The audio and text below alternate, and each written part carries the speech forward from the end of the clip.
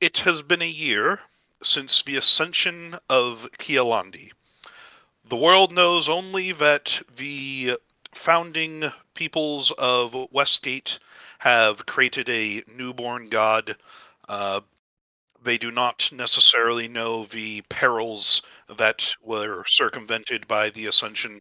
Uh, but in these later years of this dawning new, what people believe to be a golden age of Asarius, there are more and more adventurers attracted to the shores of Westgate as the continent continues to be explored and its further mysteries and dangers revealed.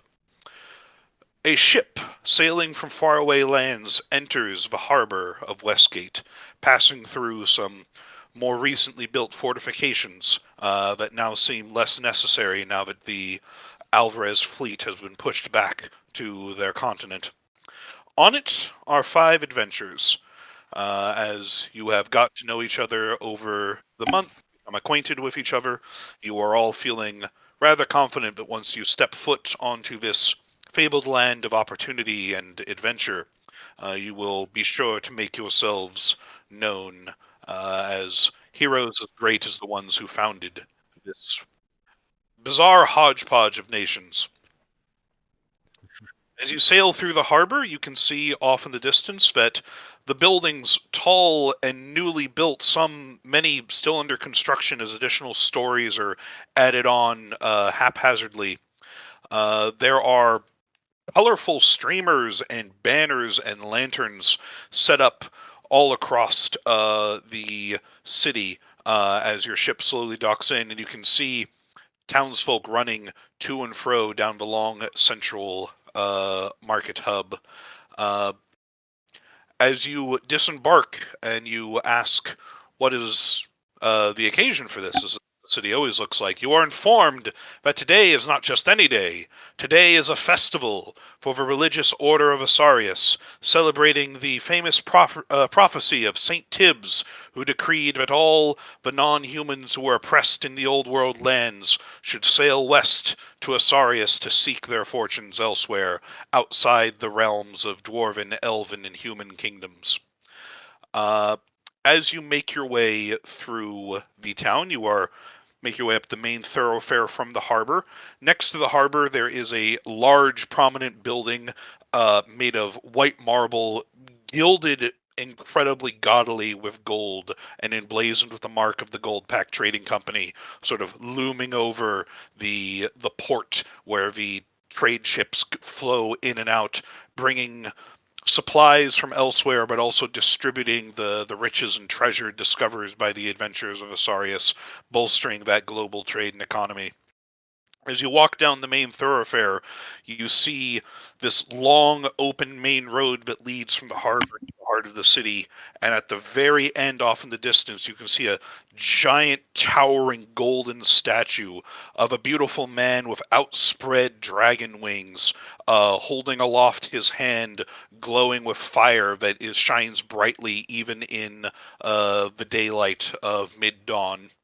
And surrounding him in what you would assume would usually be a wide open public square, it is packed to the brim with all manner of stalls selling food and offering prizes and games of chance and various other fair activities. Uh, and any of you who would try to make your way past this just raucous festival to make your way to the guild hall where you should enroll yourselves, find a sign on the guild hall that says closed for the holiday. Please come back tomorrow. So, despite your wanting to embark on a great adventure, you feel yourself sort of resigned to partake in the festive atmosphere uh, as the sort of sense takes you. So, this first segment that we're going to do uh, and this is going to be various carnival games. And the way this is going to work is there are 6 abilities in this game that you can see on your character sheet. You will be able to make a check once for each ability. So we're going to do 6 rounds of this: might, agility, endurance, reason, intuition, and presence. Uh, every round, you can pick one of those stats to use, and you can pick one skill to use. Your skills are on the second page. There are acrobatics, athletics, charm, craft, etc., etc. Skills are not inherently tied to ability scores. If you can justify how the skill how the ability is related to the skill in the form of a carnival game that you are playing, then you can use that ability score with that skill. The roll is a 2d6 plus the ability score, and if you are proficient with the skill, plus an additional d4. Everybody who, when it's your turn to try your hand at a carnival game, you will describe to me what carnival game you are playing to justify the mixture of skill and ability score. You will then make 3 rolls. Of these rolls, one of the rolls needs to beat a 7, one of them needs to beat a 9, and one of them needs to beat a 12. It's Yahtzee rules, so if your first roll is a 13, you can apply that to the 12, and then you just have to beat a 7 and a 9. Does that make sense to everybody? Yes. Yeah, makes sense to me. Okay. If you can, in one carnival game, beat a 7, a 9, and a 12 in your 3 rolls, you will gain 1 victory, and you will have 1 victory in the carnival game. Following that, for every round, if you've already won your game, you can spend your round giving one of your teammates the help action, which is an additional 1d4 on one of their rolls. You can choose to do that after they've rolled. If everybody in the group after 6 rounds, or within 6 rounds, is able to each win a carnival game, the group as a whole will gain a second victory. Cool. So, let us go ahead. There's no actual initiative roll in this system, so we're just going to make one. So just on your Foundry character sheet, just go ahead and roll initiative. And that'll just give us an order for when people are doing the things.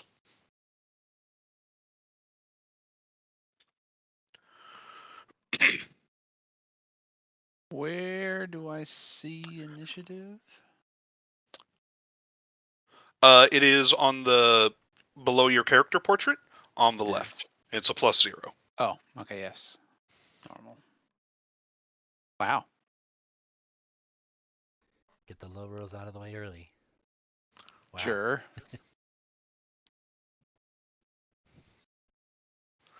Is this tracked anywhere? Yes. If you go to the right where there's the various tabs, there's a cross swords that's combat encounters. You can either click on it to make that your main tab, or you can right click on it to make a pop-out window. Thank you. We are waiting for, I believe, Cell is the talent. How do I pop out my I character? rolled stuff. You rolled an attack. You need to roll. Then I rolled something else. That was Then a you rolled different then you attack. rolled an animal handling check. Is my You need- animal not handled? You need to roll initiative though. This game doesn't have initiative. Take Yeah, my 4. yeah. I'm just doing that. There you go. All right, 19. No. Okay, I will Give me- change it to a 4. Make it 1. Somebody else already rolled 1. Also, somebody already rolled 4. Make them 19. Okay, it's already 19. With my psionic powers, it is so. Okay, cool. Hey, Lev, You how go do I pop this first. out? What carnival game are you playing? Wait. Reverse this. No. Hey, Lev, how do I pop this out? Right click Perils of on the the swords, the cross swords icon.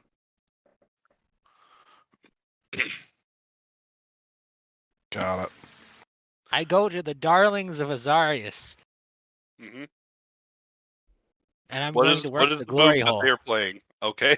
What is the What? game that they are offering? I'm going to the provide tail off the services. I laundry. need to earn money so I can take a boat to Juicy.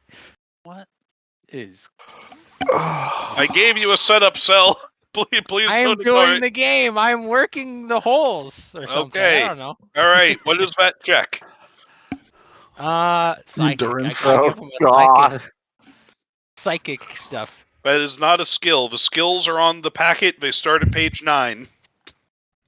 What? Huh? What What is is the the sound that you're trying to get Page to? 9. What is this page 9 you're talking In the about? PDF for the rules MCDM What? RPG Patreon packet. Were you not here? I'm not for- doing that. I'm using empathy. Okay. Empathy. That's All right, a skill. I talk about their day. Okay. Empathy, and what ability are you using with it? Empathy? There's Yeah, empathy might, is the skill. agility, endurance, reason, intuition. or I'm presence. going. I'm going to reason their emotions. Okay, so roll 2d6 plus 3 What's plus intuition? 1d4. Intuition is like their version of wisdom. It is knowing something intuitively, like being able to understand something, as opposed to logically. It's like Hmm. emotional intelligence. Anyways, what am I doing? 2d6 plus 2D. 1d4 since you're proficient in... 1d4. Yep. Plus 1d since you're proficient in empathy, and then plus whatever the number for that ability score is.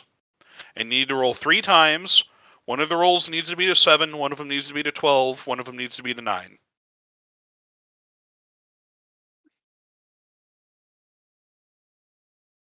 I should have just made him a 1. I don't know why I kept it as a 19. You should have. That was a mistake. This was I all don't know me what all this You is. I'm know, just. you were going to deal with I this got a chaos 6, either way, though. and then whatever Okay. is added onto that. Okay, make 2 more rolls. What? Shouldn't you also have a We D4 on went that? through this. No one's You helping him yet. No one explained has all this the stuff victory. that doesn't matter. Well, I am making your turn 0. We'll come back to you. All right, now we're He is. This is talk, testing. I'm He's testing. talking to Okay. I'm talking to this orc peon. Okay. I think They got a large ass. I think that by default beats it. they're I carrying think- carrying thank the excessively gods. large barrels of beer around, and I want to talk to about their day. I want to catch a ride on the next boat to Juicy. Okay, awesome. So you are able to emphatically sort of like talk to them and charm their way. You gain 1 victory from beating the talking to the person at the Darlings of Asarius stall. All right, and we Congratulations. go to a back room, and that's the rest of my evening. Okay, cool. You get a You are victory done. for You have conversation. one. Good job. You have 1 year session. Rack, you're up next. I'm so glad he succeeded. Where is Juicy? I don't see it in our Oh, notes. You don't know where Juicy is? No. How do you spell it? It's Jakuna's kingdom. Kuda's Landing, Oh, the is that- kingdom is called Juicy. Oh, is it? The Okay. kingdom of Juicy. It's spelled Juicy, but the Y is an I. I think it might be 2 Y's. I forget. Lord.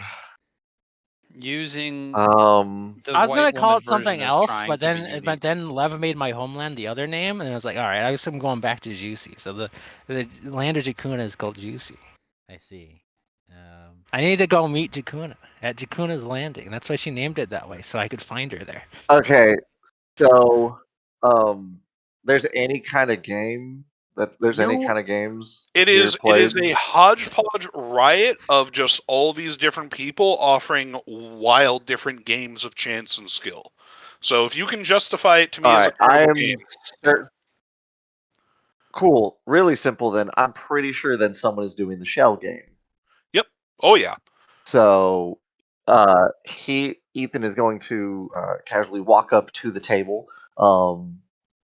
and he is going to like watch the first few people play, sort of get an idea of it, and come up, sort of acting of, oh, this is a rather peculiar game. I don't believe that I have seen this in my travels. Not anything of your skill, though, might I say. So it'd be interesting to see a master at work. And he's gonna talk and hype up the person of how skilled they are at this, using charm and intuition to sort of figure out where he's gonna put the coin of the ball or whatever in which shell, okay, for his guess. all right, best 3 out of 5. Let's Okay. go. And the goblin just kind of winks at you coyly and starts shuffling around the shells. Okay, so that's 2d6 plus, and the number I'd have in intuition is what I modify this with, right? Yep. And then with the D4 And then it's for N1D4. charm. Yep. Okay, so +3 plus 1d4. That. And then again, I do that 2 more times. Yep. You need to beat a 7 and a 12. That beats 12. Can you beat a 7? Oh yeah. Give yourself a victory. He casually sits there, just like nonchalantly hands in his sleeves as the dude goes, and he's like, "I can't possibly pick the right one. Oh, look, it was on the left. I just had the feeling. The wind from the oceans guided me there. Oh, it's on the right now. Oh, and the center. Well, good game, man. Good game, my friend." It looks at you and grumbles a bit, and it's like, you've got a lot of good luck. There you go, and hands you whatever prize. Hands me a victory. Hands you a victory. There you go. Join Teddy me at bear. the holes, friend. There you go. All right. Next up is Nash. Okay, well, I'm gonna do an obvious one. There's definitely axe throwing here. Oh yeah. Absolutely, there is. So we're gonna, since I'm already good at axe throwing, we're gonna go over there and do that with some might and some athletics. Awesome. Okay. So, I will admit I wasn't actively looking at how to roll here. So am I just? So what am I the rolling clicking stuff on? works the same as Roll20. So you can just do, if you want to, slash roll 2d6 plus blah blah blah blah blah. Oh, is it There's slash, also it's not brackets? It's not brackets. It's slash. Damn. Okay. So I've got might 3 and proficiency in athletics. So what are my pluses there? Just +3? Might is just +3. I mean, if you're proficient, you add 1d4. Sorry, that was me. I was just testing Yep. mine. All right, there's an 11, so you can probably apply that to your 9. So you need to beat a 7 and a 12.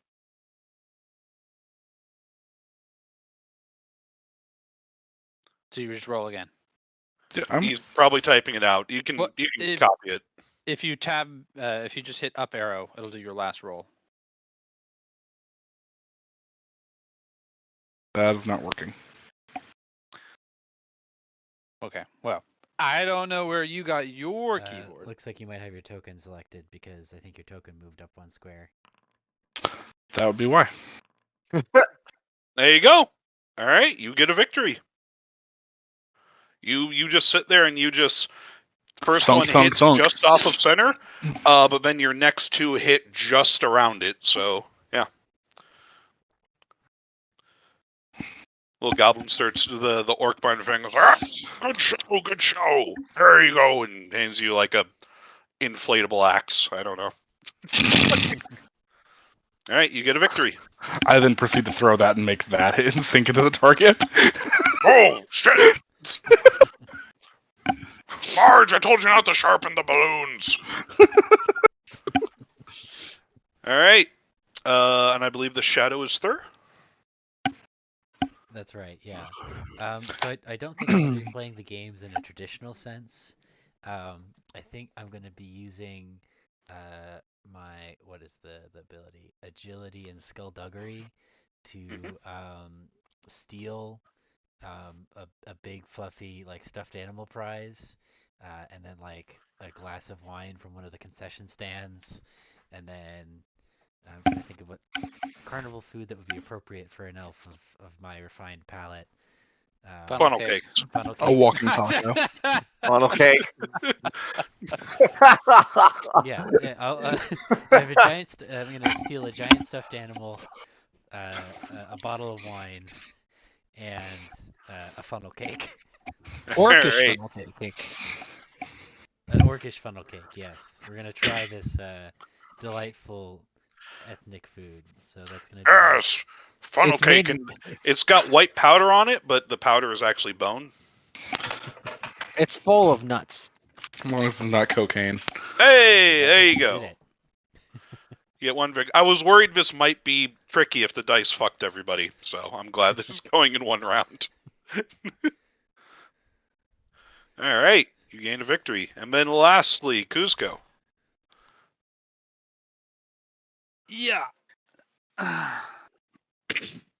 I think it is time to display the fine dwarven mind with trivia. And my tactician is going to enter a trivia competition. Yeah.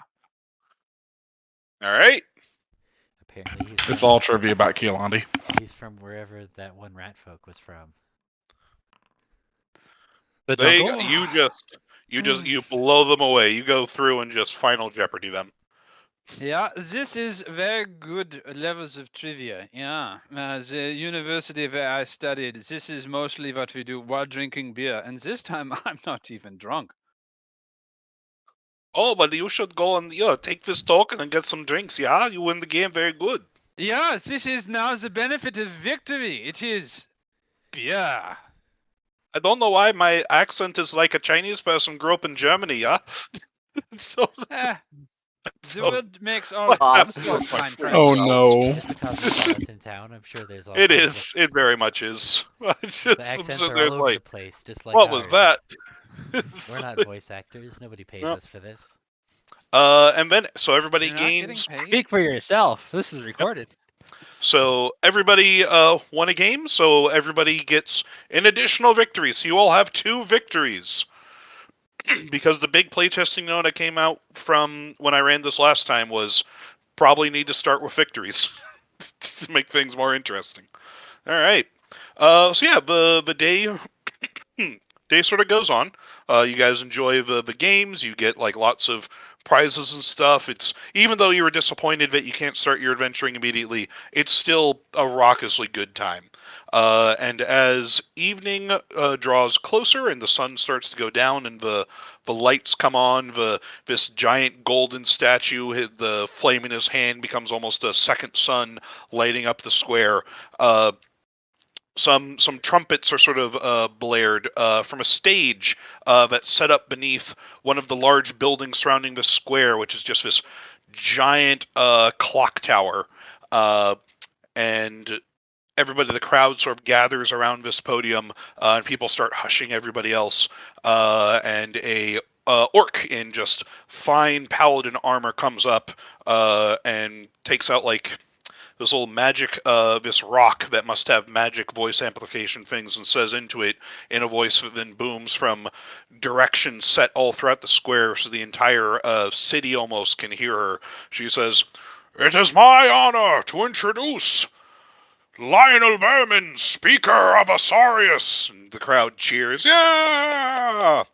And this human man, also dressed in fine, polished paladin armor, very well put together, sort of steps up and looks around, a bit bewildered, as if he didn't expect to be here today.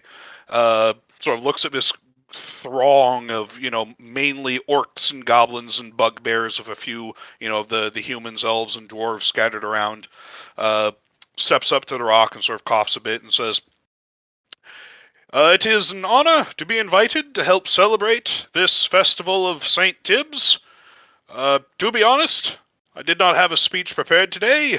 When I was asked to come to Westgate as the Speaker of Asarius, I was not expecting it to be so literal, or there to be a festival, so I do not have a speech prepared.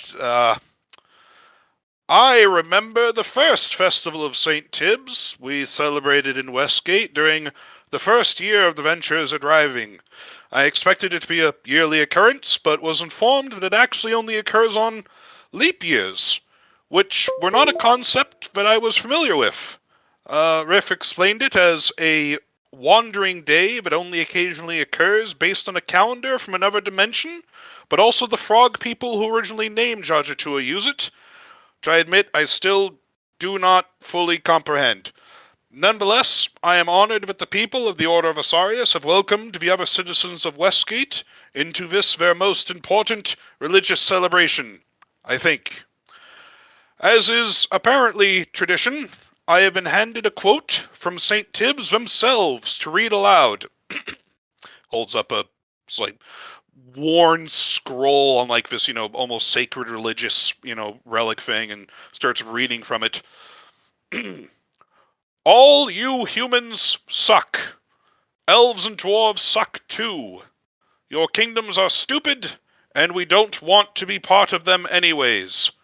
We're gonna go somewhere else far away, where there aren't any pinkies, and make our own kingdom that's going to be so much better than all of yours.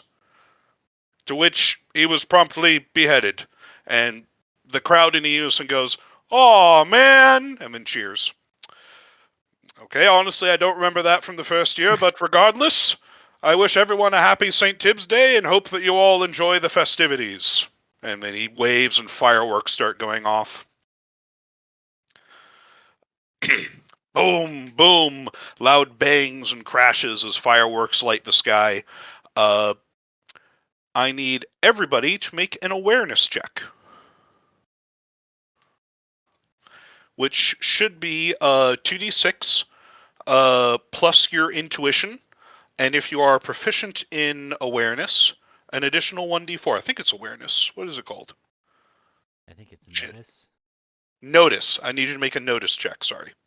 There is. Okay. And it's intuition. Yep, 2d6 plus intuition, and then if you're proficient with notice, an additional plus 4.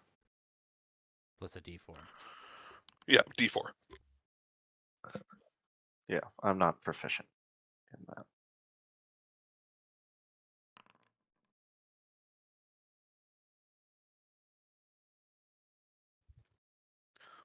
All right. So Cell and Kuzco, as everybody is sort of enamored with these fireworks, as they go off, they turn into like flying creatures and stuff, and it's a big, magical display of fireworks that light the sky, and everybody's like, ooh and ah. You guys hear some other explosions that seem a lot closer, and you look down and you see that the bottom of the clock tower, small pockets of it are starting to like pop and burst outwards, followed by, and you just have enough time to notice what's happening before the bottom of it explodes and the tower starts to fall towards the crowd. What do you do? By the tits of Eldran, someone's doing terrorism.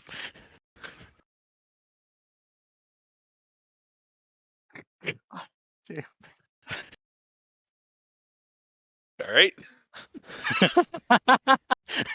So- I guess that brings everybody else's attention to it, although I'm not sure in a useful way. what am I supposed to do? The tower is falling towards the crowd. I watch. I'm gonna look over at the tower, and I'm going to say, "Hesitation is weakness," and then I'm going to teleport away. Okay. And you're able to get out of the looming shadow as the tower comes. Oh, it's going to crashing hit down. us? Yes. It's coming. You're in the crowd. It's coming towards the crowd. I am going to. It weighs more than 3.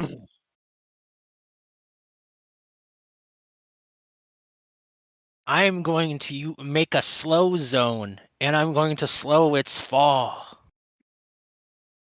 Okay. Awesome. It's So if this building counts as a target, I guess. for this, I'd say you won't be able to stop it completely, but I think you can slow its descent. I just want to slow time, so I guess I got to roll strain since this is a heroic ability. Yep. And let's see here. I think I take strain from that. Let's see here. No, you got a 3, and I think that's an order 2, so I think you're good. Yeah, if your result is higher than the power's order. Okay. Yep. So this is a heroic order 2, so yeah, it's no strain. I don't know what burst 5 is. Burst 5 is the area, so it's like a 5 by 5 square. Oh, that sounds big enough for a clock tower. Yep, or 5 square radius. Yeah, you're able to slow its descent as people are able to, and give it just enough time for people to clear out from around it before it finally comes crashing down. The face of the clock, one of them just sort of falling open like a door in a panel, and landing next to where you guys have all sort of moved out of the way and taking cover. And you see a lizard sort of warily crawling out of the broken glass and sort of looking at the 5 of you who have stuck around it, and looks and says, "No time. Must stop the worst from doing impossible furnace," and throws his hand at you and you guys blink, and suddenly it is early afternoon again, and you are on a ship just pulling in to Westgate Harbor. No, I need to wait again. It is the day of the St Tibbs festival.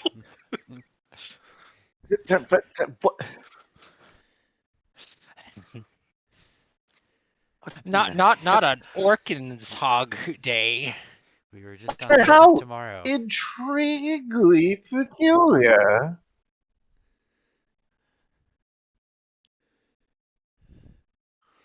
I just Does had a anyone strange- else have a strange flash?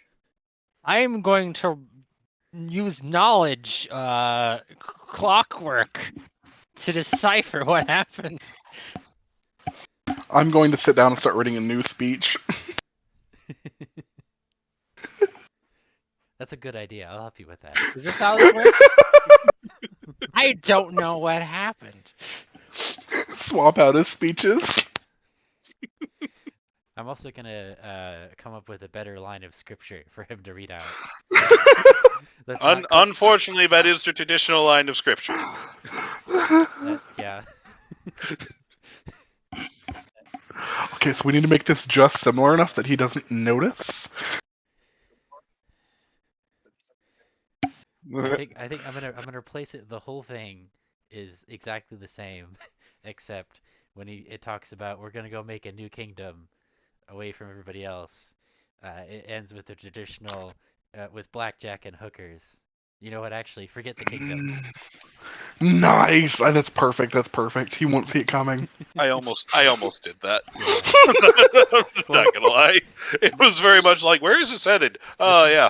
This is definitely where this is definitely why Rick sent us back in time, is to fix the speech. I mean, did you hear that speech? It was pretty terrible. Yeah. No, couldn't have been the terrorism. That was supposed to happen, I'm sure. I must say, We're still I on the believe- boat. I Meantime- fully do The believe, boat has pulled I in. They're fully do waiting for you to believe that the disembark. tower was. You know, we I fully do believe that the tower was falling to silence. That horrific speech. The I'm tower going to itself cannot try. stand those awful words. I'm Keep going to writing. You try to might find charm something the amazing boat in those words. captain to take me to Juicy.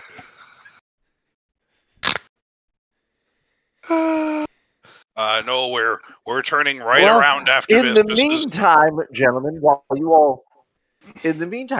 you all figure out the words to give Sir Lionel, I will be on my way to see myself about a shell game, and I walk off the ship.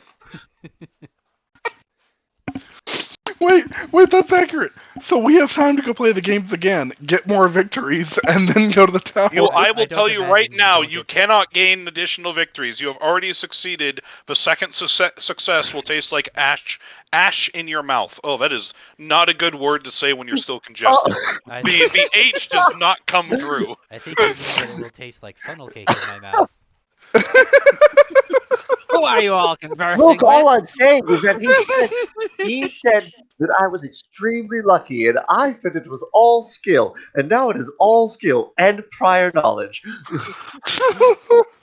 Now it is all skill and chronomancy. The greatest kind of magic, as we all know. Yes. No argument from me. Okay, I let's go. remember hearing Let's rumors go with the yesterday tower. from the local tavern that there's a sewer system. I'm going to go to the local well, and I'm going to descend the well, and I'm going to go underground. You have fun with that. I'm actually going to go to the tower now. I do not have a sewer map. I really hate to break it to you. This is on rails. What, And the rails go directly to the sewer. Are you telling me this is a pre-built? No, We Eh, can't wander I off. don't think so. I have modified it from the first one, but yeah. Oh, Okay. okay. Never mind. I wasn't going to be. I mean, I was just like, oh, there's a clock tower. Oh, this module's a clock tower. Fuck. I better just. I only have like certain monsters to use. I mean, Yeah. the game doesn't have a monster manual.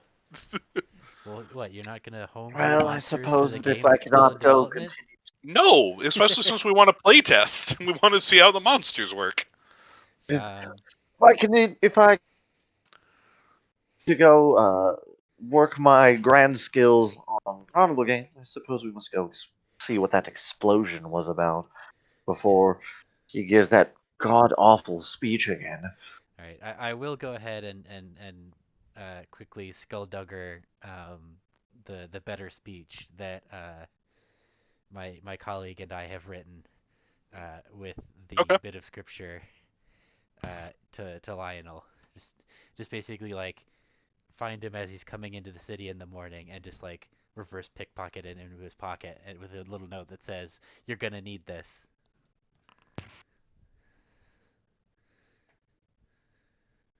Okay. Yeah, you're able to get up to like security, but you're trying to get to the head of state of this country. A 10 is not going to do it. Uh-huh. You are stopped at the door and they're like, "Oh, what's your business here?" I have a letter here for the speaker, and I'll just Mm. hand him the note in a sealed envelope. Go ahead and make what is there, a charm? Yeah, go ahead and make a Probably. charm. What does my charm look like?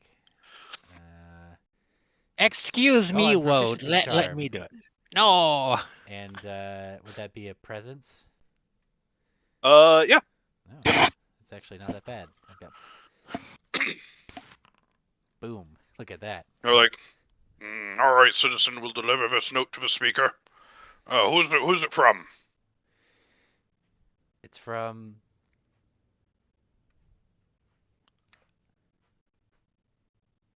This character doesn't have a name yet. It's from Woad Elf Shadow. Oh, Whoa. we get that a lot. You can get a new name when you register as an adventurer. Or everyone's got a Whoa. past they're running from, my friend. And he sort of pats you on the shoulder and goes to deliver the note. I mean, yeah, if we're gonna be referencing these characters in the future, well, they're gonna need names.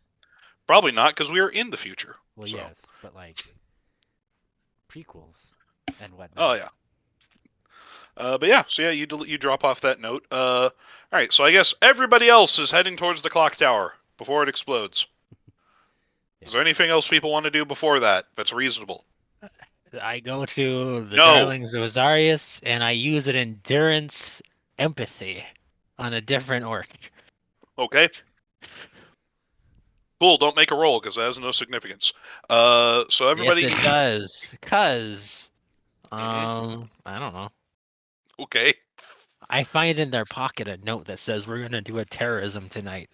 Nope. Don't tell Jim. that's not them. So you head to the clock tower.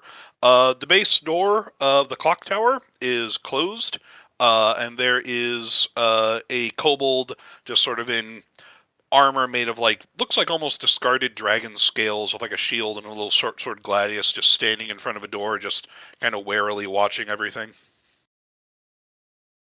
Hello, friend. Would you like to have sex? Ah, no, go away! I use my 14 charm. You already used that roll. You need to make another roll. All right, 1 second. Now it Sal says is I the have guy now it trying says I to have a seduce boon and people. charm, right? Yeah. That's what Okay. the 1d4 is. Is that okay? X. Now I'm not really supposed to leave my post. I'm going to give you a little head pats. Come with me. Well, I'm gonna okay. walk her. You're such a big, strong boy. He You have a walks great over with you. destiny ahead of no. you. All right. Oh, gee, thanks. You think? Yes. Ah. I'm going to do little tappings. They call this ASMR. Ow! That's my helmet. That rattles. I don't like it. Give me a headache. I'm gonna go back to my post. Quickly, everyone get in the watchtower. Okay. All right. So the kobold is briefly away from the door. What is everybody else doing? Moving into the tower. Yeah. All right.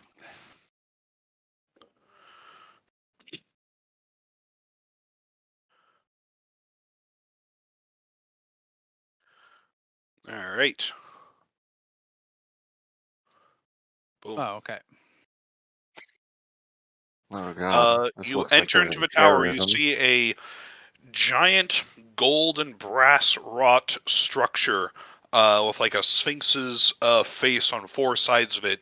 But inside, you can just see this swirling golden fire just building up as these kobolds arrayed all around it are just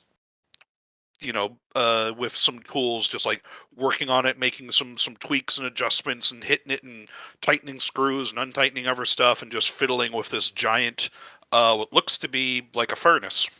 They sort of turn around when you come in. It's like, intruders! They should not be here! Go away! Oh, this doesn't look up to code at all. I bet them give Yeah, that dental. is there some sort of lizard in charge here we can talk to? Because Cell comes back with the other kobold who's sort of goes, no, you weren't supposed to come in here. You tricked me. I slam dunk him into the garbage can. Ah! Roll initiative. There is no initiative. There's just there's turn-based things. So I don't know. I don't think that the. All right, I thing use can my do that. turn to use telekinesis on him and throw him into the garbage can. Okay, we can do that. Do you guys want to go first? I assume. So you guys want Cell to go first? Okay, Sure. how? Wait, So this one willing or So- unattended object. So it- So how does it Initiative- regularly work? So initiative works as side-based initiative. So whatever, if one side gets to jump on the other, they go first. If they're both like a quick draw situation, then there's a roll-off to see who goes first. But since you guys slam dunked him into the garbage can, you guys can go first. So it goes one of your party, whoever you guys agree on, and then after one of you goes, then the enemies go, and then you popcorn back and forth.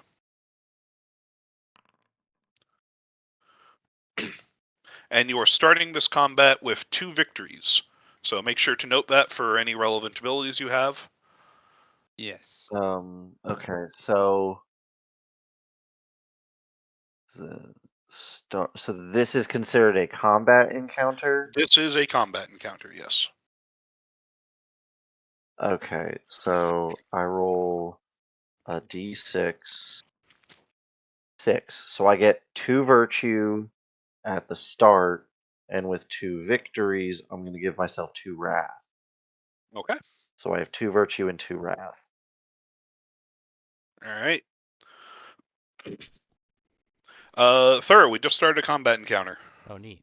I get some insight, I think. Yep. And I believe that Cell is the one who has decided to go first. So, Cell, what ability do you want to use? Unfortunately, telekinesis is only on a willing or an unintended object, so I guess I garbage can him instead. Garbage can who him? The kobold, so I take the garbage can and I put it on top of him. Okay. What does that do? I don't know. He's just got a garbage can on top of him now. Okay, there's your maneuver. What are you doing for an action? Oh, I can concussive slam. I'm gonna concussive slam the guy in the garbage can. Okay. You're really loud. So go ahead and that's 2d6 plus 3, and then you get to slide him up to 3 squares. So let me know what direction to move him. Let's see. Oh, here we go. Here's a plus. Oh, it's not quite far enough. Oh well. I guess into the wall. 1, 2, 1, 2, 3. There's an opening there that is sort of the opening of the giant sphinx's mouth, where there's fire behind it. As you push him in front of it, wind starts to suck in as the sort of bellows inside of it activate. Let's see. And this is...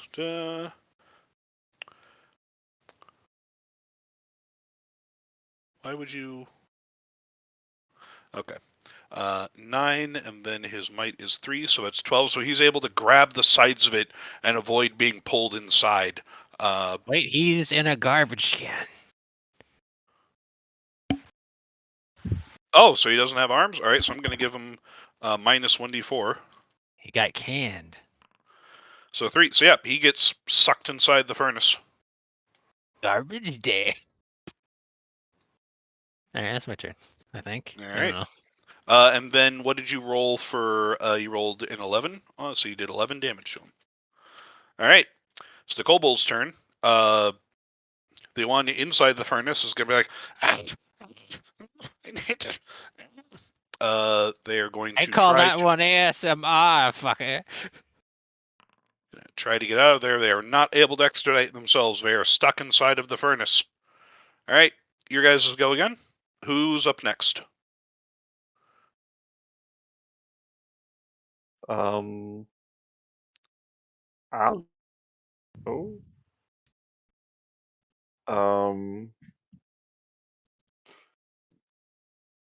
So let's see. Distance would be squares away. Yes. Okay, so I can hit any of them. He's not gonna step forward. He's just going to stand there. As he sort of like reaches out, and as he pinches this, he just like pinches his fingers together. As there's a quick, just like spark of like almost like a purish light blue color. And he just goes, adorable. They're going to attack us. All right, and he like flicks the finger forward. It just turns into this bright lance of a beam, like the size of his fingertip, that goes right to that kobold, the All right. first one on the right. And that'll be Holy Lance. Which is 2d6 plus 3 holy, and it pulls them up to 3 squares. So it pulls a board, or I can like move them around however I want. You can, pull is always towards you. Slide is any direction you want. All right. So it'd pull him to me, and then I roll another d6 And that will actually kill them. for prayer table. 2. So that gives me 1 more virtue and 1 more wrath. So I'm at 3 virtue and 3 wrath right now. All right. Do you want to use your maneuver to move? Oh, and also I'll note for the way the stairs are, these stairs go up to the second floor. So these stairs go up, and then these stairs are about, let's see, 5, 10, 15. These stairs are 20 feet in the air above you guys, and these go up to the second floor. Okay. How far can I move? Where does it say? Speed? So I can move 6?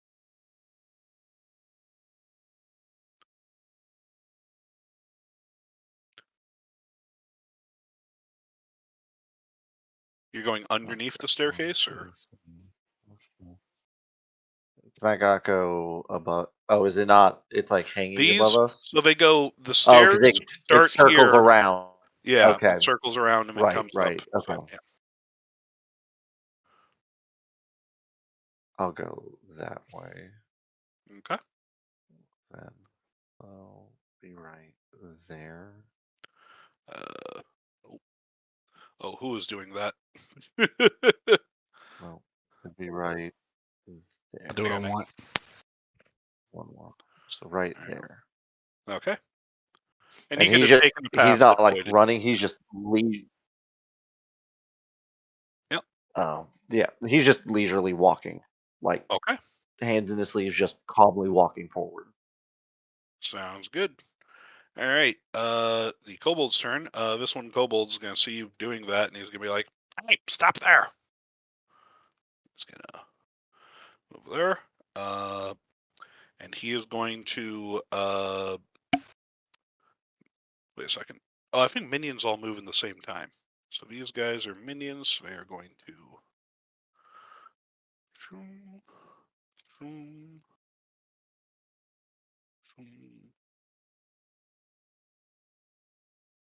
These guys are gonna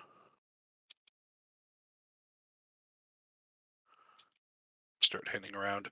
Actually, these guys in the back are going to be like, All right, you guys, hold them off. We have a few more tweaks to make. We can make the machine ready. For the worst! And the others chant, for the worst! And the three around Rack are going to take out their swords and stab you for 3 damage. And then these other two down here are going to see that you put their boss into a furnace. They're going to take out their swords and they're going to stab Cell for 3. So each of you take 3 damage. Okay. All right. It is now your guys' turn, and you guys will just have the rest of the turns until the round is over. Cool. I want to go. All right. Okay, so 1, 2, 1, 2, 3. Okay, so I'm gonna go to here. I'm gonna do Devastating Rush. So that allows me to move 3 squares straight toward a target. Deals 1 additional damage for each square move that way. Okay. So I'm gonna fly up there and then do 2d6 plus 6 plus 3.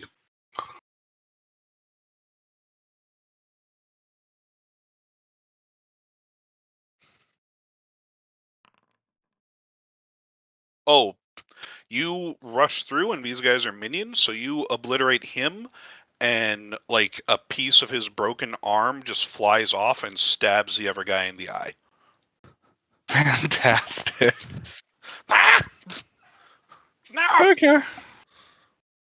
I'm gonna finish stepping the rest of the distance to there. Okay. 3, 2, 3, 4, 5. Yeah, I've got the movement to do that. All right. Anything else?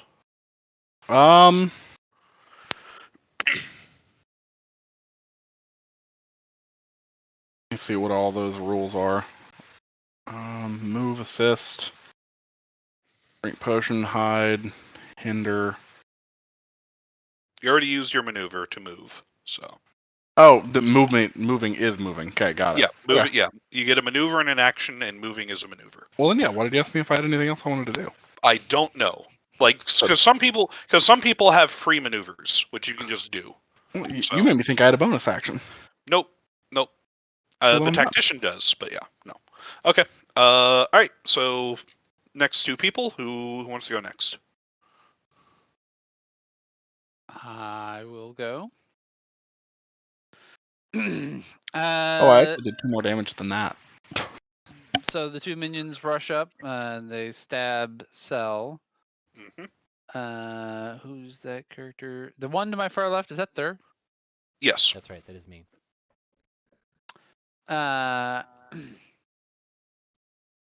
Yeah, comrade, you should move while I attack. And I'm gonna try to smash the one in front of me in the face. And allow Thur's character to shift up to 3 squares. Okay. And shift is comes with like the disengage thing, so you Got can it. move 3 squares without provoking attacks opportunity. As you go to stab, your swing cleaves through the one kobold in front of you and catches the guy next to him with your weapon as well and kills both of them.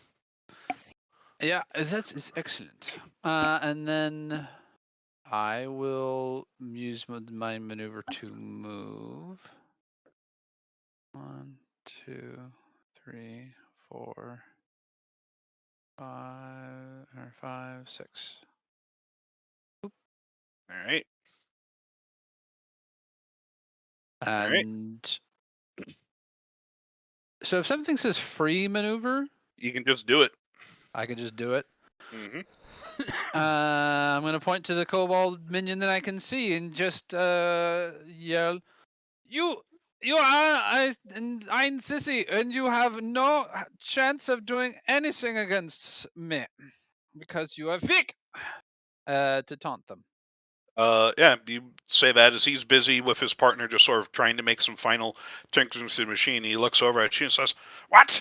No! I'm the worst! I can do this!" And he just sort of has a bit of a crisis as he glares at you angrily. His partner just conks him on the head and says, "No! Focus! We need to finish with this machine!" Yes, yes. I don't know what taunting actually does, but that's my free maneuver. taunting, it's a status thing in the book. If they attack anybody other than you, they get a bane, so they have a minus 1d4 to their attack, Got and it. they cannot willingly move away from you.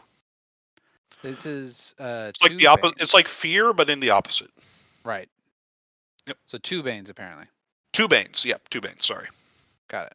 So And that's bane, what it is. A bane is 1d4 against yeah. the roll. A boon is 4, a bane is against. They're 1d4s, and they cancel each other out. But Okay. they also stack. So you can have 5 boons, 2 banes, and it turns out to 3 boons. Got it. All right, Thur. All right. I'm gonna move up to here. I've got 2 more squares of movement, so I can go to here. And then I'm gonna look at these guys.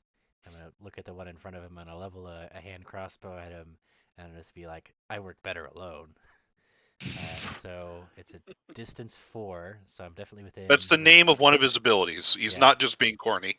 Yeah, I do love the ability, the fact that a lot of the abilities you can use as one-liners. That is definitely a plus in my opinion. It's definitely a Colvillism. Yeah. So the thing that is, I do 2d6 plus 6 damage, and no allies are adjacent to the target, so the attack gets 1 boon. So 2d6 plus 1d4 plus 6.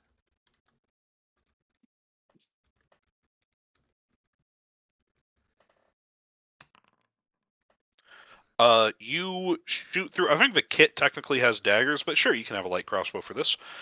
You shoot through, and the guy who's glaring at Kuzco's tactician, he's not facing you, so the bolt goes through one eye and out the other and hits the guy behind him in the throat, and they both fall over dead. Neat. And then, so the attack itself, I work better alone, says I gain 1 insight, and then I also have, under my insight rules, I get an insight whenever I make an attack with at least 1 boon. So I guess that means I get 2 insight? Yes. Okay.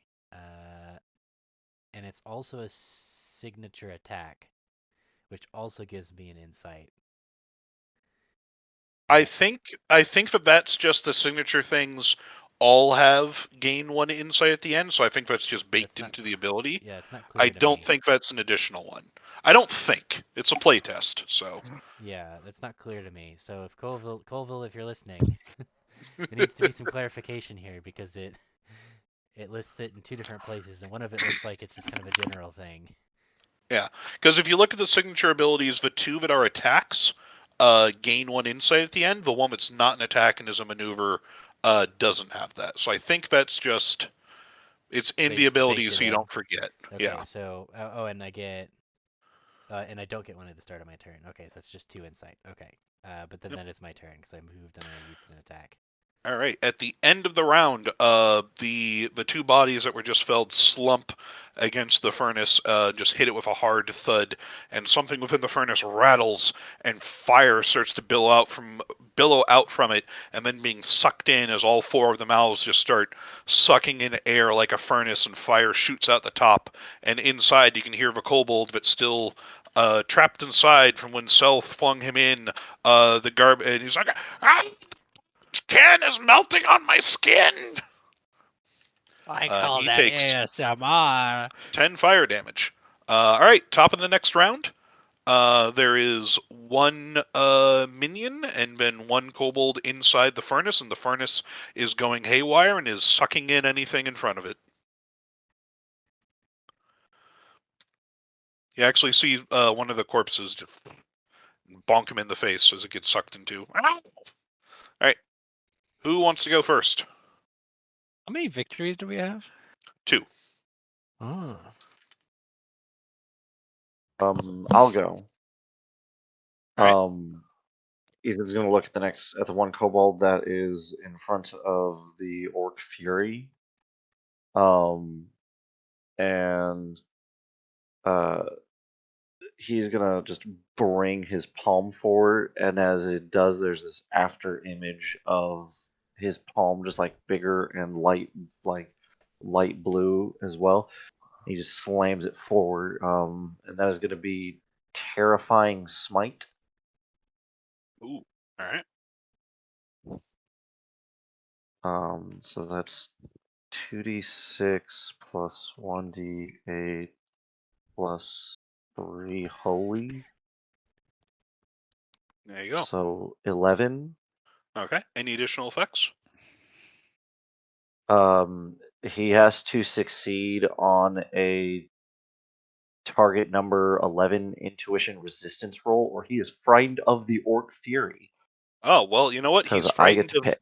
He's frightened of life because he's dead. There you go. Smite the shit out of him. I just He sort of like is shake gone. my hand off and like brush it off on my sleeve like I'm getting dust off. He goes, well, this furnace suit is getting everywhere. This will not come out easily. All right. Anything else?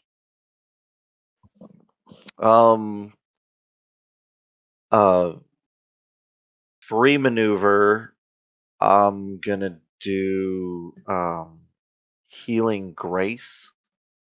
Well, he only took 3, so never mind. I'm gonna wait on that. Okay. I'm not gonna have somebody Yep, spend an because the entire recovery is effort. always the healing value, which in your case would be 15. So So what specifically is a triggered action? That's like a reaction. yeah, reaction.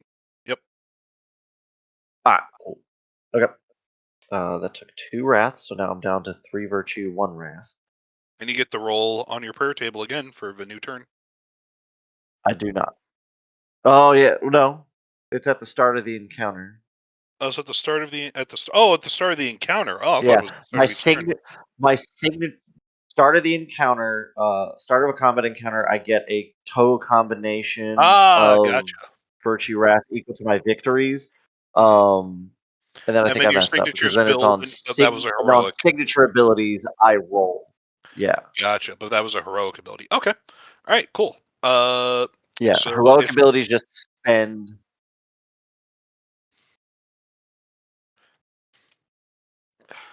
all Yeah. right. So if you all 4 sides are all 4 of in the mouths are healing. sucking in stuff directly in front of them.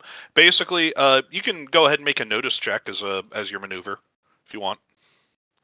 Intuition. Alrighty.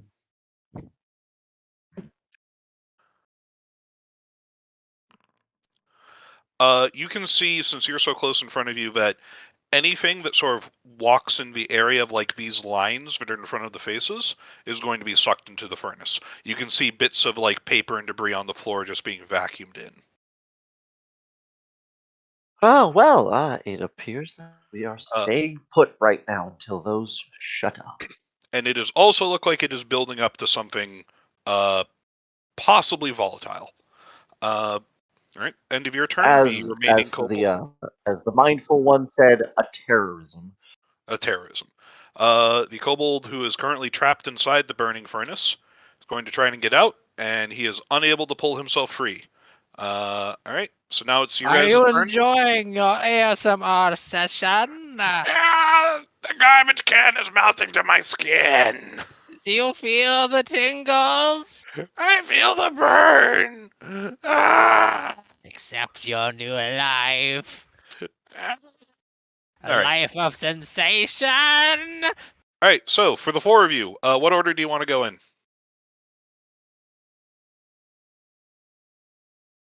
I mean, I guess I can go next. Or do you I'm want to good. go? I'm Don't not matter. doing anything special, so whatever. I ain't doing anything special. Go. Okay. I guess I want to continue on over here. And I guess I can make a notice check to see if I notice that I'm going to get sucked in if I move another square. Yeah, you can do that. Okay, I am not proficient. So that's just intuition, right? Yep. Okay, so it's going to be 2d6 plus 2.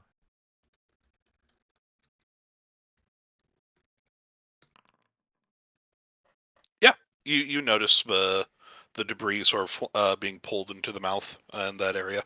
Okay, then I am going to use my maneuver Black Ash Teleport and just teleport past the suck, I guess. Okay. Cool. So I can move up to 3 squares. So I had 2 more squares of regular movement. Yeah, I'm pretty sure you can split them. Okay, so I move 3 squares with my teleport, and then I have 2 more squares with my regular movement, Okay. and I'm here. And it's like, well, it seems like they're all dispatched. There you go. That's All right, me. who's next? I will say the Does encounter is to deal with this furnace, so it's not Yeah. just getting past it. So, I mean, does it look like I could crush one of the mouths shut? Or is there anything? There doesn't appear to be anything in the room big enough to block it that I can see. No. This thing is the openings are much bigger than whatever's in the room. You can get Like- closer and inspect it. Yeah, like they were working on it over here. Can I just smash whatever they were working on? Go. Yeah, go ahead. Sounds like fun. I'm the orc. I will bruiser. I will give you as you go up, and before you do smash, I will let you make a reason knowledge clockwork check. Do you have proficiency in knowledge clockwork? No. So just make me a reason check. 2d6 No, plus your I don't reason. have knowledge in anything, and I have very little reason. Yep.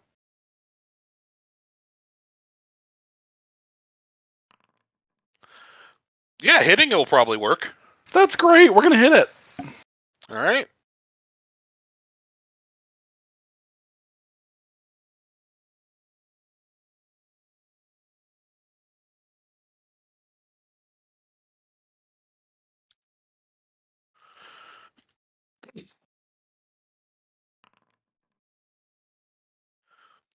All right, you smack it with your hammer. The panel dents, and there's just a reverberating, hum inside of it. Yeah, this is a big thing, and you have hit it with an axe. That's great. Does appear to take some damage, but it doesn't appear to be severely broken. Okay.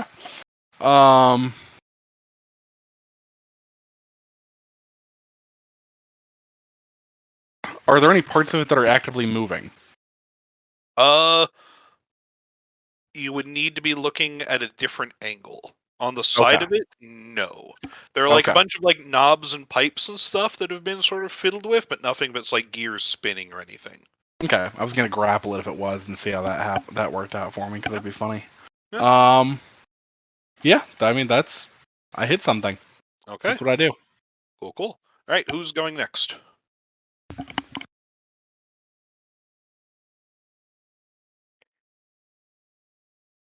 Well, I actually have knowledge clockwork, so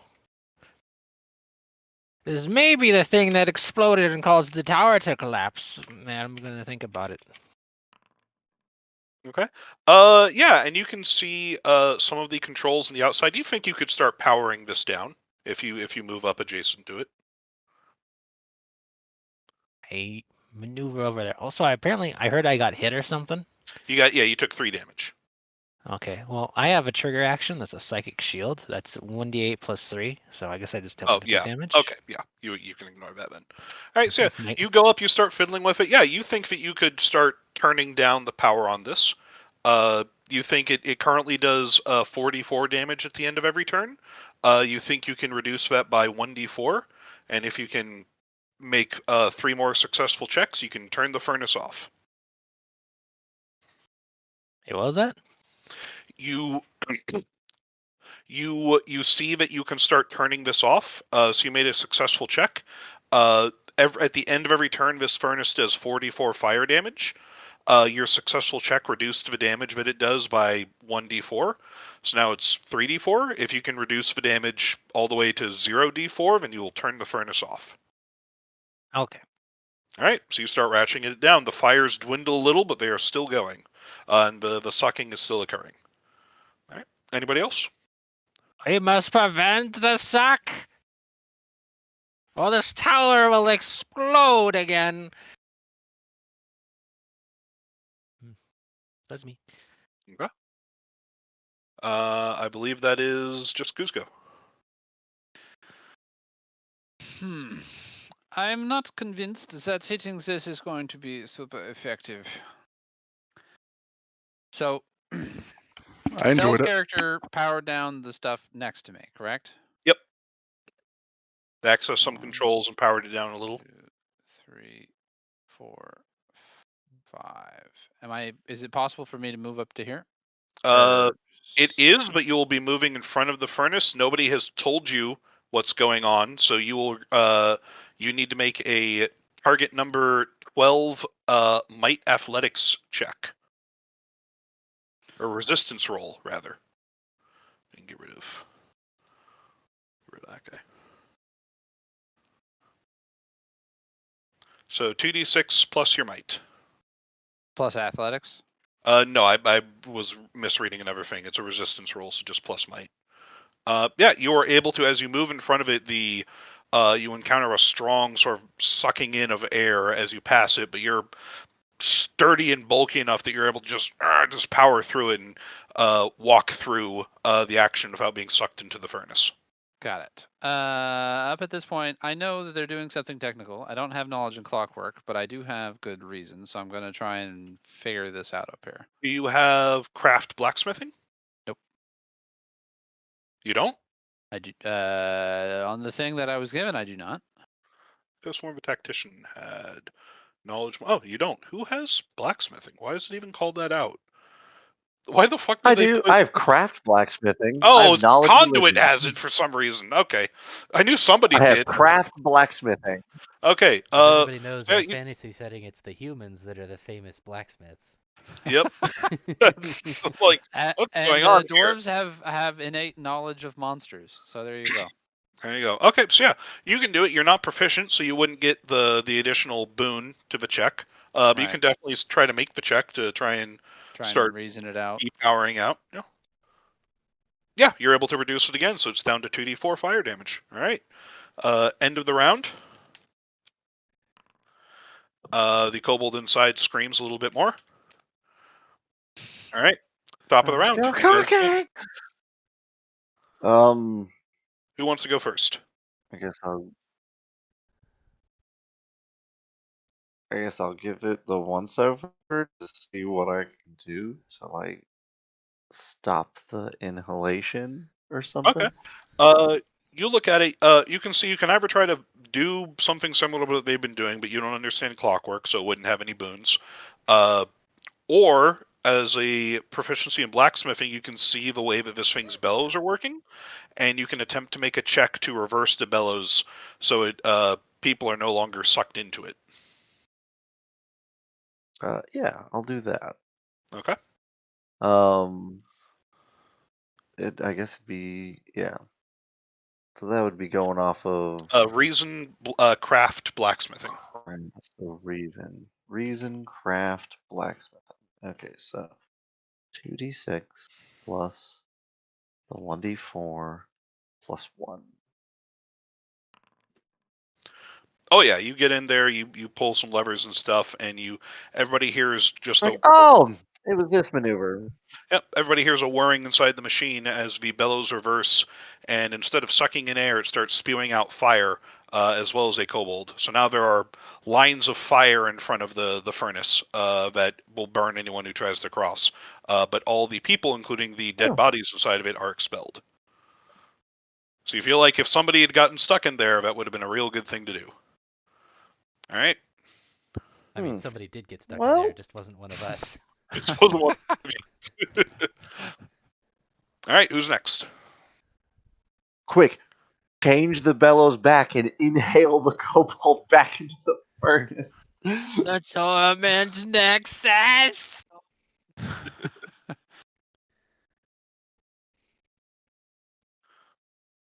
It actually would be the kobold's turn. He's free. He's going to stand up and he's like, I'm free, out! Because he's standing in the wall of fire. Roll 2d6. That's 1. He fails a save. He takes 6 fire damage from the fire spewing out. He screams, hot, hot, hot. He's going to run over to you. It's like, you hurt me. Now I hurt you. No, I didn't. Yeah, no, I don't believe that. And he is going to stab at you with his gladius. for 12 He damage. survived inside there that long. He is badly singed. There's parts of melted garbage can fused to his armor. But you look at him, and he's wearing what looks like discarded dragon scales that gave him some form of resilience against the fire. I to project psychic breaths to absorb 6 damage. Okay. All right, now it's your guys' turn. Remaining 4 in any order. Where do I mark this damage at? Either on your character sheet or just on your token in Foundry. 38, I think. Will that work? Hey. If I leap hard enough, can I just jump past the sucking? Yeah, so here's the fun thing. You can leap vertically or horizontally equal to your might score. If you want to leap an additional distance, you can make an athletics test to add your might score again to the distance you can leap. And Furies automatically succeed on any might test to leap. So you can just Diablo Barbarian just leap 6 spaces whenever you fucking feel like it. 8 if I move 2 spots first. Yep. That makes me a little sad. So if I do that, can I just leap straight through the breathing? Because that 8 spaces, you that's can vault moving. it. Yeah, you can vault it. Okay. Do I see anything of interest up the stairs? Or is it just the giant breathy thing? It looks like it's just a stairway sort of coiling around this furnace until it reaches the second floor. How many squares up? are we looking 20 at? squares to the ceiling. Well, yeah, but so, like, if I were to leap from, like, here up onto the staircase... Each one of these, like, stairs goes up 5 squares high. So, like, this platform is 5 feet up, this platform is 10 feet up, sort of thing. Okay. Yeah, so if I leap from, like, say here, I could probably make it onto there. You could, yeah. You need to double, you need to maneuver to move and then spend an action to make a double maneuver. But yeah, you can do that. Why would I need a double maneuver? What's your speed? 7. Yeah, so you can't I can even leap 8. even if you can leap a certain amount, you can't leap further than your movement speed. Oh, that's annoying. It's just the rules. Yeah, but it means that I completely leap lose up the to your- benefit of moving 2 spaces first. I believe that's the case. It might be all right. Let me. I think it is. I mean, the case, 'cause I think the you're whole right. idea is It's to just prevent stupid. what you're trying to do. Yeah. Is just, they don't want you to, like, your most efficient way of moving to be just jumping everywhere. Like They don't want full Diablo 2 Barbarian. Right. They want you to be able to leap whenever you want and do cool things, but they don't want you to, like, Also the primary method of locomotion. Also, I'm wrong. Your horizontal distance is equal to your might. Your vertical height is equal to 1, and then you can, if you move at least 2 squares, you can jump 1 higher, and then you can add your might to that. So your vertical leap is only 5 squares. If you look at the second paragraph of jump on page 20. Yeah, but there's no reason to leap because I can't go any further than my walking speed anyways. Yeah, well, if you want to clear the wall of fire. How tall is the wall of fire? Like 1 square high. So you can just leap over it. Okay. I'll just 1, 2, leap the 3, just walk my character over here. Jump over the wall of fire. We're just gonna come stab this guy in the back. Certainly can. Everyone else has more important things to be doing. I mean, murder is also important. How much rage do you have? 4. Okay. Right, 5. 5, sorry. Yeah. And are you just attacking him, or are you using a ability? I mean, there's no reason not to use Devastating Rush, so +3, +2, so another 5 damage on top of that. Alright, so it's 14. Yep. He is very, very hurt. He is teetering on the edge. He's on the edge of glory. The worst will prevail! Alright. Who's next?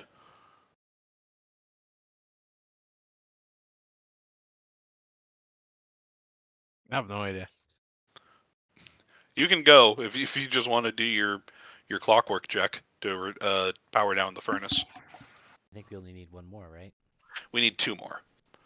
The blacksmith check just reversed the Oh, direction right, of okay. the.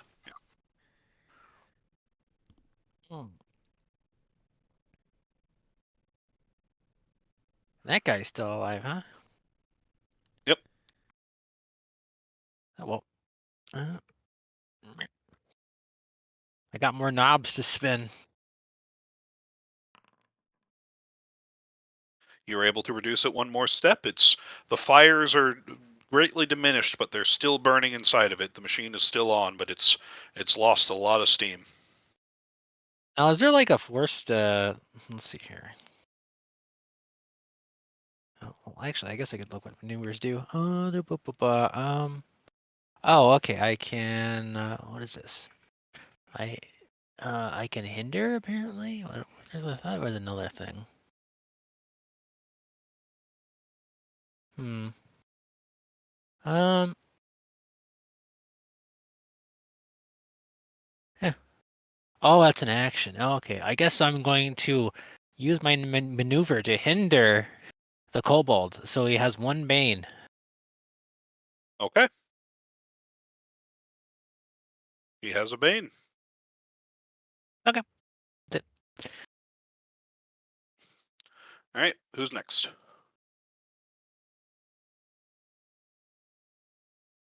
I can go. I'm probably just gonna go here. So that's 3 squares, and then use my teleport. 3 squares. And then I have 4 more squares so I can get to here. And that'll be my turn. Okay. Getting into position. All right. And I think Kuzco, you're the last one. Yep. I have no idea if using the skill is an action or a. Doing the Maneuver. check is an action. Okay. So I have to get around to the next side. You can do it from where you are. You don't need to Okay. go. It's not 1 on each side. I'm not doing Okay. that. That's too much. So I don't have the boon, but I am going to attempt it again. Yep. And probably not make it with that. It's almost shut down, but you aren't able to turn off that last flicker of flame. It's still going a little bit. All right. All right, start of the next thing. Scoble just sort of looks around at all the things surrounding him. Okay, no, I give up. Don't kill me. Then he just raises his hand and kind of surrenders. But that is up to you guys if you want to accept that surrender. So, you guys, who's first? I kill him. Open for accepting the terms of a surrender? No. We need his assistance. If he can continue to vouch for us as we figure out more about this furnace. And we're not listening to me, are we?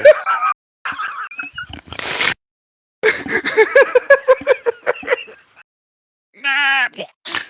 You forget my pronouns are the whole problem. I never should have trusted a New Yorker. Where are we putting that on the map? I'm then going to push the body 3 feet into the furnace. You slam him against the wall. So pushing people into walls deals additional damage to them. So.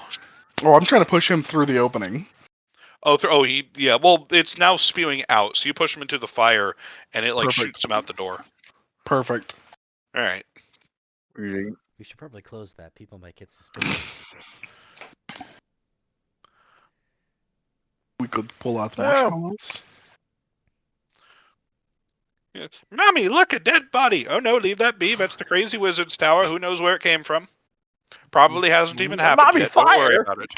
I mean, I guess if it's my turn or something, I don't know. Here's my clockwork. There you go. You are able to shut off the furnace as it powers down and dims. The fire in the eye is subsiding. You have disabled the impossible furnace, and you all gain 1 victory as this combat encounter has ended in success.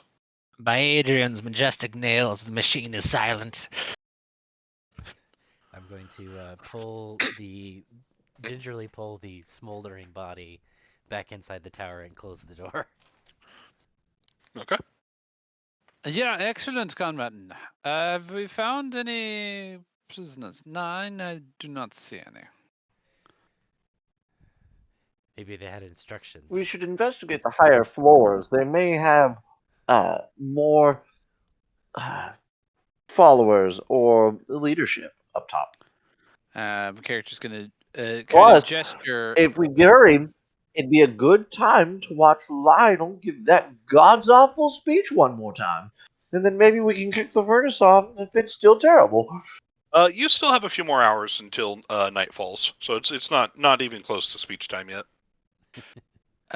Yeah, do we think anything of value would be left unburnt on that corpse? Or is it all scorched? Can do a quick rifling through the pockets. Let's see what skill that would be.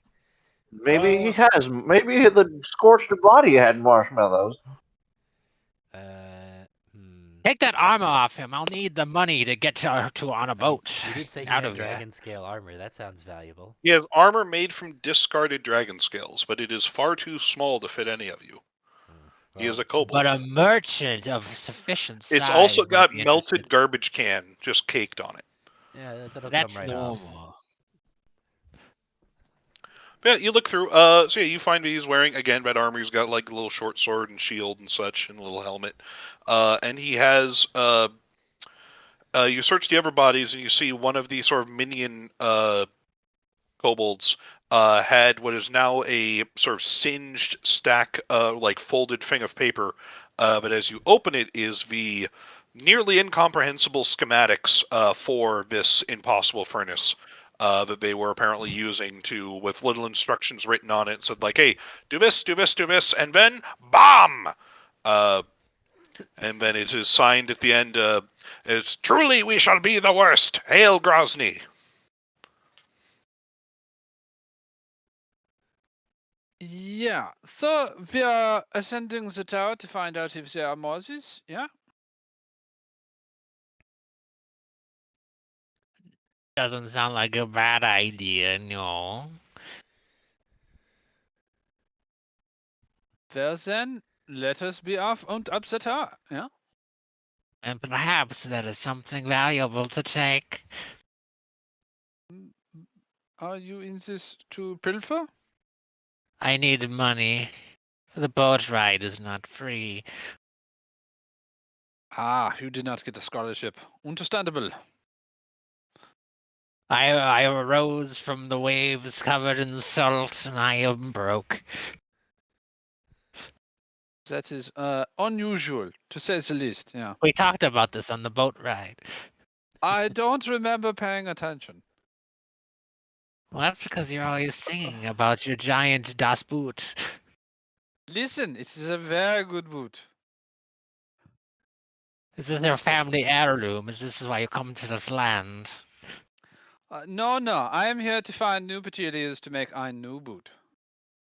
The second boot? Yeah. So it Noble will soon cause. be I was Das wondering. Boots. Das reboot. Yeah. It sounds like a reboot. No, this is just to go with the other one. We don't need a reboot yet. It A needs no patching. sequel to the boot. I suppose it would be like that in your language, yeah. Yes. Thank you. No. Let's ascend. Yeah, ascend we shall. All right. You guys sort of clink up. What is the marching order? My character is happy to be in the front. Okay. I'll skulk around in the back. Okay. I'll be second. I'll be the third in line. Casually inspecting the mason work line, like That makes me fourth. regular. I might not be up to code. What might they be doing wrong? That makes me fourth, but I will in fact trip Cell's character as we walk up the stairs. I levitate 3 inches off the ground, so I do not trip. Instead, I flip around in It's the just- air. As you climb the stairs, you get to you walk up through a room filled with just intricate moving gears and pendulums. And on the central platform, there's a group of 5 kobolds there. So it's like, did you guys hear something? Shouldn't have gone off by now. I don't know. We're supposed to stand guard here. We're supposed to make sure nobody comes up. Okay, nobody comes up. But what if somebody comes up? I don't know. Then we don't make them come. They're just talking to themselves. As kobolds Loudly. do. We might be able to sneak past them.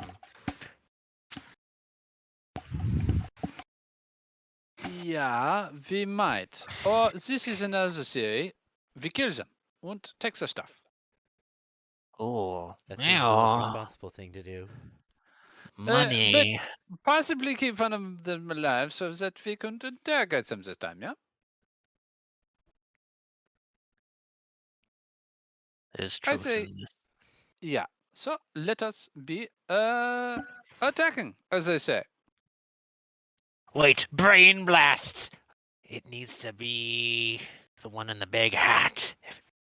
Any others won't have any good information. Well then, you should be happily able to do that.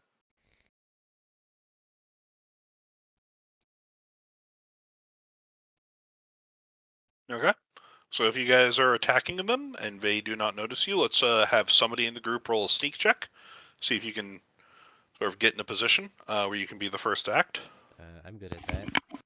All right. Yeah, you should do that. Uh, You elves are always the sneaky types.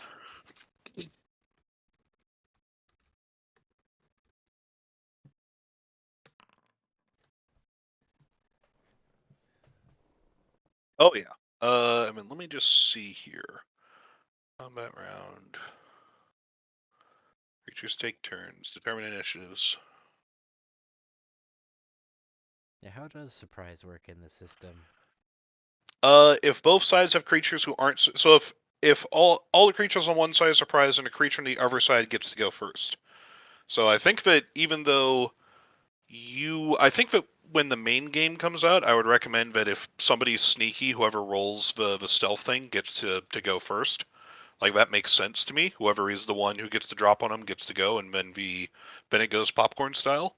If nobody's surprised, then it's a roll off for 1d6. But yeah. There's So a you guys get to go surprised first. condition. Oh, surprised is a condition. Yes.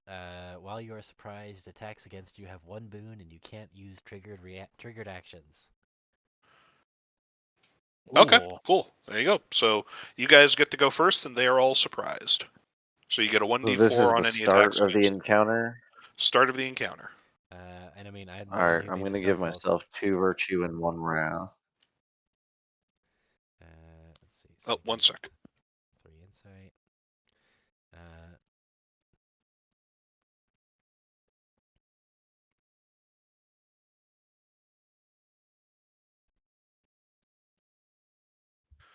Hell yeah, my dad brought me footballs. Dim sum footballs. What? I don't know what they're actually called. Okay. They're like these fried dough balls filled with meat, but they're kind of shaped like footballs. I don't know what they're called. Okay. So should I go Are first? they deep fried? Gyoza? They're deep fried, yeah. Okay. That sound good. Served now at the carnival. Yeah, I should have stolen some of well- those with my funnel cake. They are called fried glutinous rice dumplings, or hamsuiguk. Sure. Better known as Tibbs balls. Sure. Tibbs balls.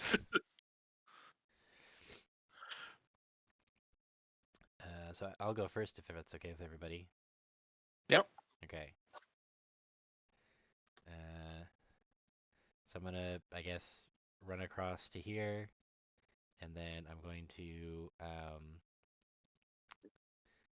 what's it? Do the I work better alone against this closest kobold here. Actually, Triggered action. Since he's with an ally's within 8 squares of me, I'm gonna give his attack 1 boon ooh, so that's a total of 3 boons. with Holy Infusion. This is Alright, about go to be a ahead, roll. dead kobold. Well, the two red ones are similarly armored and look very tanky, Are they like the minions? guy downstairs. No, okay. The two guys in front look like they're definitely heavily armored. The two guys in back look like more like casters, and this guy looks like more of a I think artillery ranged person. I'll target this caster then here. Okay. We don't want any magic happening. So that's going to be 2d6 plus 6 plus 2d4. Is it just 2d4? How many boons do you have? Oh wait, plus 6. I do have 3 boons. I've got 1 boon from them being surprised, 1 boon from I work alone, and 1 boon from whatever the conduit's ability was. All right, go for it. Holy infusion. Holy infusion. That D4. Oh, what? Why am I over there? I don't know. All right, let's roll this. Boom. Oh, you look through and you just strike him, and he is already looks bloodied as your dagger just sort of sinks into his chest. Enemies, I think, maybe, probably. All right. What Anything tipped you else? off? The So dagger it in my was chest. maneuver and an action. So I believe that's my turn, and I get 2 insight. All right. All right. So it's their turn, and they still go. They're just surprised. So they can't do triggers, and they still have the 1 boon against them. So this guy is going to come up here, and he's like, "No, don't hurt my friends." And he's going to stab at you. Okay, what's I the don't know why range it's on that? melee. Okay. So I'm going to use my triggered action, which is in all this confusion, which allows me to teleport 3 squares and have an attack's damage. And if I All right. I teleport out of the attack's range, the attack's damage is reduced by another 1d6 plus 3. All right. So Who is doing that to you? I don't know. I don't like it. Please stop. Hmm? Somebody's transforming him. So I can go up here, and I take have it to 7, and then I reduce it by another d6 plus 3.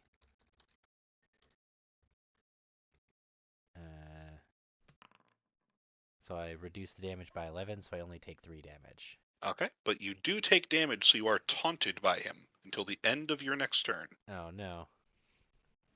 All right. All right. Who's next?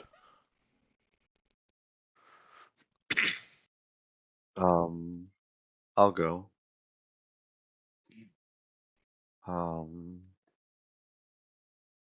Because he is within 8 squares of me. So he's gonna reach out and sort of like pinch his fingers again, pin, and then make like a little like, triangle motion as he sends out a blessed light at that creature. That'll All right. be 2d6 plus 3. 9, and then the next attack against the target before the start of my next turn gains 1 boon. Okay. So he'll have 2 boons against him since he is still surprised. And 5. I gain 1 virtue, 1 wrath. Okay. All right. You gonna use a maneuver? Nope. Okay. Stand where I am Their right now. turn. The centurion behind him is gonna be like, "Oh, we are under attack," and he's going to lift up a sort of like javelin, and he is going to light a fuse to like round gourd attached to the end, and he is going to throw it at. I think he's gonna throw it at. Yeah, he's gonna throw it at you, Rack. While you're rolling that, just to make sure I didn't miss something, did this count? Did that last fight count as a victory and this is as a new fight, Yep. or is it all one fight? Yes. Okay. Yes. Okay. My apologies. I should have rolled a d4 then. No worries. Yep, go ahead and roll that d4. So he throws that at you, so Rack, you take 11 fire damage. And one enemy within 3 squares of the target also takes 4. I'm going to say he's going to splash vet. You look squishy, so he's going to Cell, you take 4 fire damage. As the little like javelin with the bomb at the end explodes. I deflect it with my triggered action telekinetic shield. Okay. Alright. I'm good. Oh yeah. Alright, your guys' turn.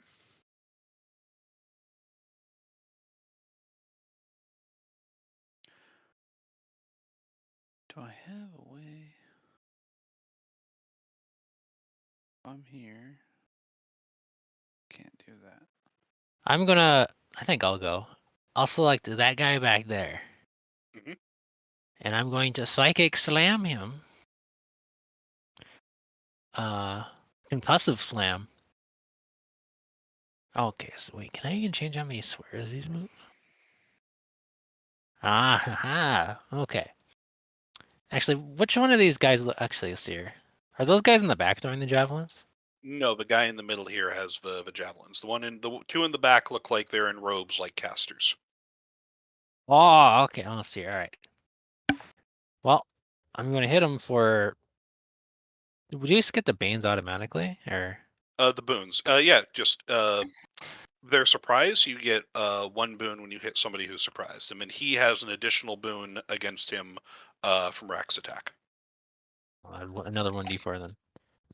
So It's who 11. are you? This guy back here. Okay, he doesn't have an additional boon. He just has the 1d4 Oh, from and being then just the surprised. 7. Okay. And then let's see here. Since we have 3 victories now, so I can move him 3 squares, but I can add my victories. So I'm going to move him 6 squares, and we'll just catapult him over there. And hopefully he can fall through that gap. Does he get a save against that? No, He might not. I don't know. The keyword's attack psionic. I don't know what psionic's do. It just says 2d6, and then you can slide the target 3 squares, and then I can add my victories to the forced movement. Oh, where is it? I just want to double check. Where does it say you can add your squares to the force? Oh, that's from the victories benefit. Yep, I can deal Yeah. extra damage or move him farther. Okay, and you're putting him into that hole back there? Yeah. He just goes falling down that hole. Just. And let's see. Guess I'll maneuver somewhere. Ruined my plan. That's okay. There's another one. Unless the plan is deeper than I know. I wanted 3 targets all next to each other. Oh. I mean, there's a line here. Or my maneuver. No, wait, I can't do that. They'd have to be adjacent to me all at once. Oh well. Let's see here.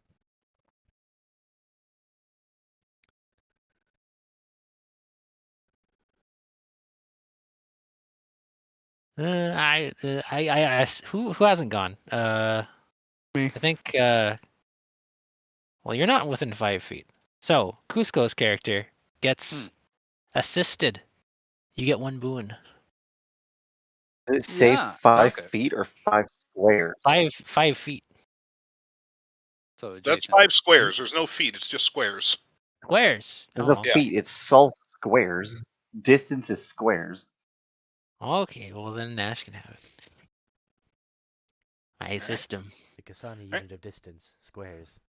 Yes. The world has changed. Right? Alright, and I believe that should be everything for you. This Adeptus is going to turn towards you, Thur, and he is going to firecracker in your face. So, you will... Oh, it didn't add his stupid... Frickin' did not. Wow. Thank you, me, for not doing that properly. I appreciate it. There we go. So it raises a hand and does 15 fire damage in your face, and then you need to make a 10 might resistance or be pushed back 3 squares. Ah. Ouch. That hurt. And then might. I'm not very mighty.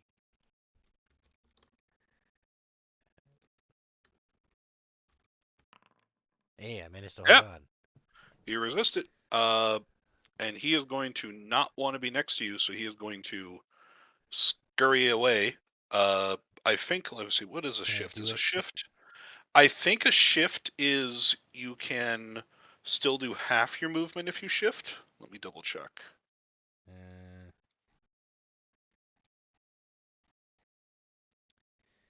Or is shift an action? Shifting. Whenever a maneuver or other effect allows you to move, you can instead shift to use half the maximum squares of movement. If you do, creatures can't take chances. So he's going to shift. That's just something you can do whenever you do movement. So he's going to only move half of his speed, but he is going to avoid chance hits, which are opportunity attacks. So he's going to scurry away. All right. That is his turn. Nash or Cusco, who wants to go next? Go ahead. All right. Wait, how do I unselect? There we go. Whoop. I'm gonna run on up.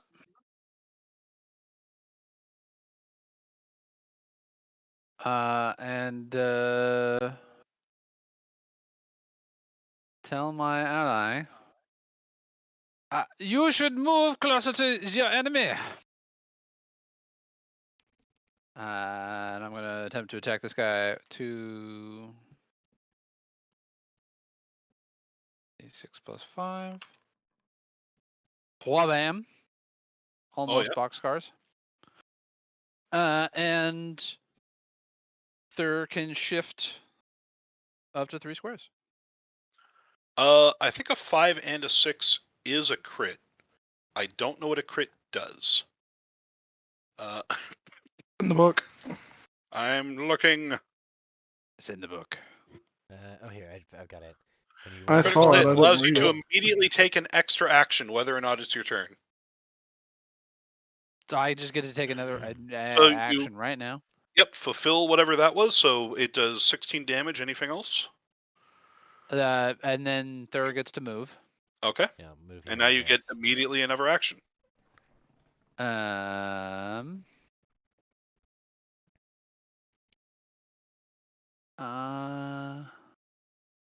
Oh, and don't you have 2 boons on that attack, don't you? Because of surprise and the Yes, he Rex does. So you thing. deal an additional 2d4.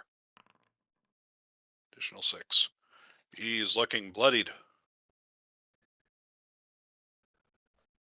Do I want to do that? Get that?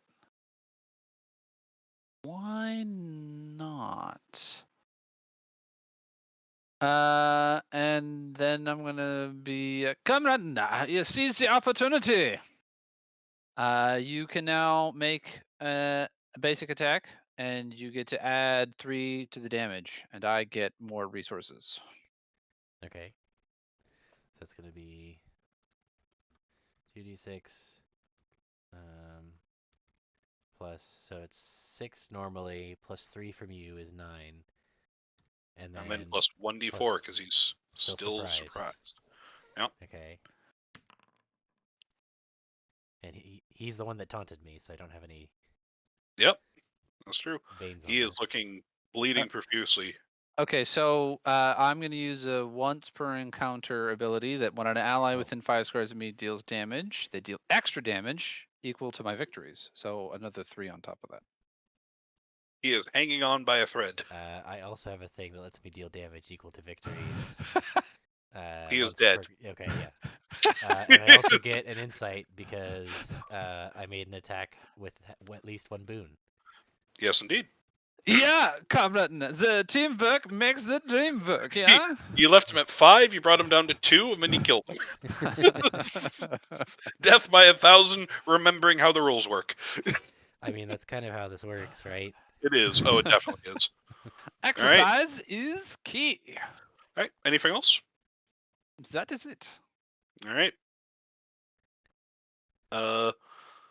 This guy is going to see that his comrade is dead, but at least the Thur's character is able to be injured a bit, so he's going to run up to you, and he is going to stab at you or smack you with his shield. Ouch. So that's 15, and then you need to make, I believe, another might save. I don't You like might this. resist. Yeah. Hey, look at that. You resist being knocked prone, but you are smacked on. Yeah, you are smacked heartily. Am I also taunted? You are not taunted. That is when he has two attacks. One of them taunts. The other one attempts he- to knock prone. Yep. Okay. All right, and that is his go. Nash. Yep. Okay. So that one's dead. So I think we're just going to go ahead and charge the spellcaster. So we're gonna fly at him, and that'll get us a hit. All right. Grab my character. You got it. Yeah, there you go. Yep. Okay.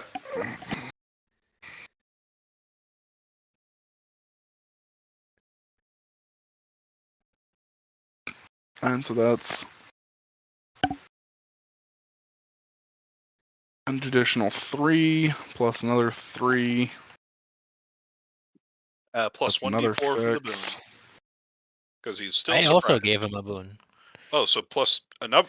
So 2d4. So an additional d. Okay, he had 16 health.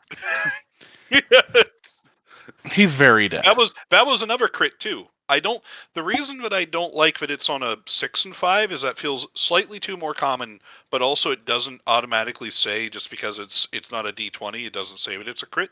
Right. But yeah, you obliterate him and you get a free action. Okay. Well then, yeah, we're gonna immediately swing on the next guy. So Okay. Are you doing another charge, or are you just Yeah. Okay. Worked Hit well him. the last time. It did. You only get +2 to this, and only 1 boon, I believe. So why only +2? Because you only moved the so for the devastating Oh rush. yeah. So 2 plus 3 for my victories. So 5. Well, you can go 1, 2, 3. So you can still Okay. still get all 3 feet of movement from there. Take the long way around. The assist maneuver just says give 1 boon to an There you go. ally, so I don't know if he gets it again or not. No, it's on the next hit. All right, that smacks him. Ow! That hurts. All right, that was a turn. All right, anything else? No, that's everything I can do. All right, the end of your turn. I'm okay. That is the final kobold who was pushed down to the first floor.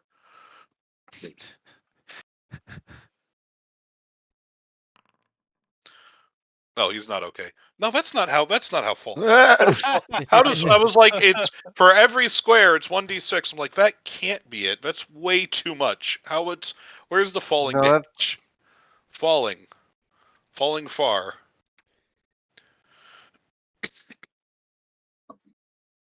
You All it take says 1 is, damage hope for you each have square. wings. You take 1 damage for each square you fall, so he only takes 20 damage. Okay.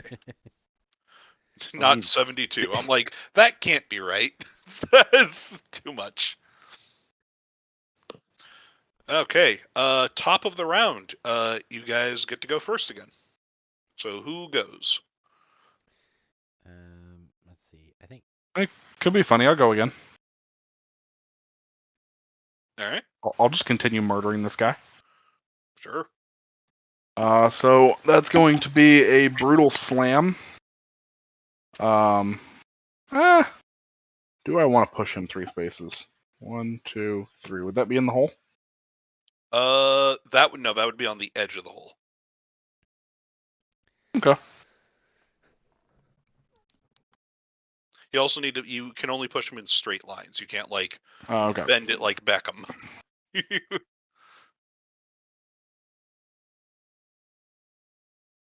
Well, we'll just do this then. Do I still have a random boon going on? No. They are no longer surprised, and yeah. All right. And then are you? Let's I'll see. grapple him there. Okay. All right. Anything else? No, that should be it for me. Is grapple a maneuver? Yep. All right. So what does that mean? No clue. Sound like fun. Maneuvers, grapple.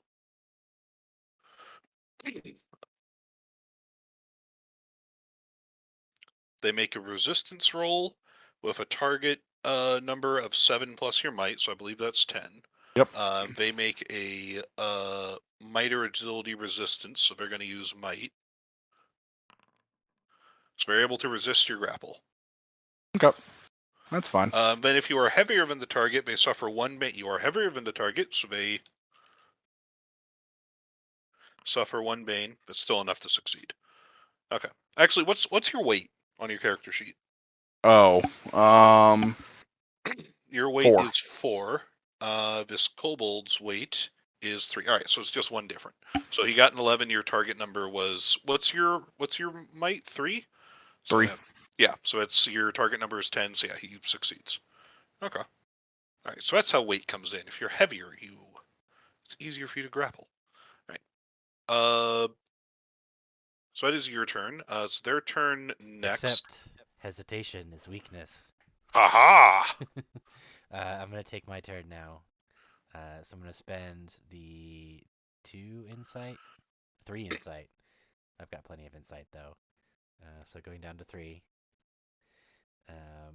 And then I am going to use my Fade ability.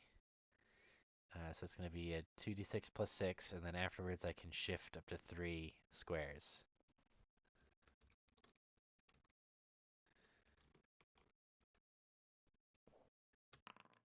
So 13 damage to him, and I'm going to hide behind the dwarf. Where'd that go? And that gets Alright. me 2 insight, because it was a signature, or no, just 1 insight. Just 1 insight. Yep. Um, They're no longer surprised. That surprise round is real good for you. Yeah. I mean, that makes sense as the shadow. That surprise would be really important. Definitely. Alright. And then, so that was my action. Mm-hmm. I have a maneuver still. What all can I do with that? Drink a potion. You do not have any potions. Well, isn't there like a healing surge or something you can use? I Is that think a that's what the maneuver? potion is. I think that's the potion. Maneuvers. Move, assist, drink potion, Recovery is an action.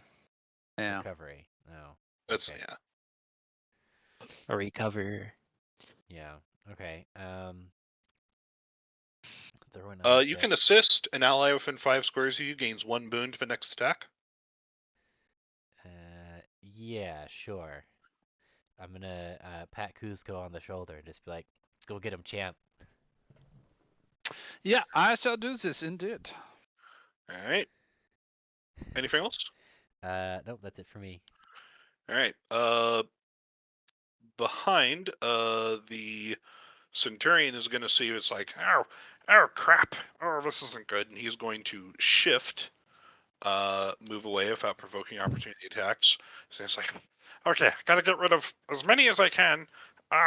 Catch, and he takes out just like a round clay cylinder and he lights a fuse, and he is going to throw it back here, and it is going to detonate, and you both take 10 sonic damage as the bomb explodes within a 3 square cube. I'll take 4. Okay. And that is his turn. So yep, one of you I mean, guys. then again, I don't know how triggering actions work. Do I have to It's like just pop it's one just a and reaction. check it, or? Nope, it's just a Yeah, reaction. it is time to step up and to do some work. Yeah. You get like one per when turn. are the reactions region like? So at has that the happened yet already? So Yeah, it happened at the end of last. Yeah, I think it's at the top of the round. They come back. So you did it one Okay. last round, and now you have another this round. That makes the most sense to me since you popcorn turns. Like I would hate to have to let me take my turn first so I can get my reaction back. That seems icky. So. I think that is what the rules say. Yeah. All right. I'm gonna step up and smack this guy. And even as I'm doing that, I'm gonna be like, use this time to heal yourself, elf. And Thur gets to spend a recovery. I'm using the heroic ability Inspiring Attack. Oh, neat. You're inspired by Kuzco caving in the skull of this kobold. Yes, yes, I love violence. Yes, yes, just so. All right, so go ahead and mark off one recovery, and then heal for your healing amount. All right, which is 13.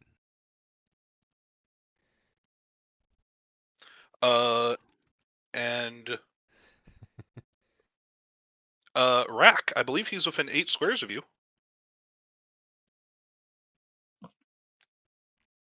I assume that's important. Who? The kobold? Yes. No, No, the guy who just healed. Look at your victory benefits.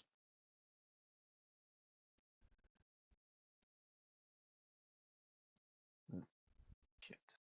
Damn it. Victory benefits. Gain each of the following benefits once per encounter. When a hero within 8 squares regains health by recovery, they gain extra health equal to your victories. So you gain 3 extra health. neat.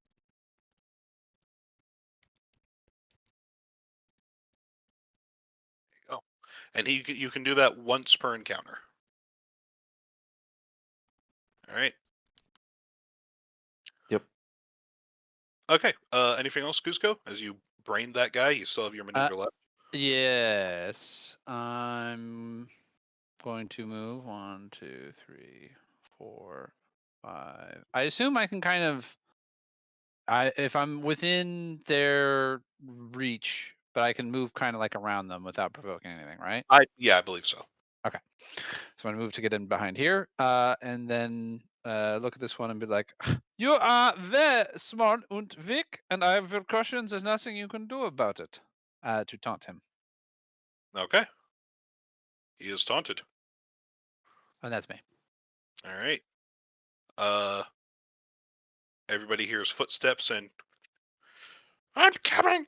I'm coming. I'll be right there. All right. That is the end of them. So I believe that Rack or Cell, whichever one of you wants to go. I believe looks like Rack's jumping for it. I will do a blessed light on that person.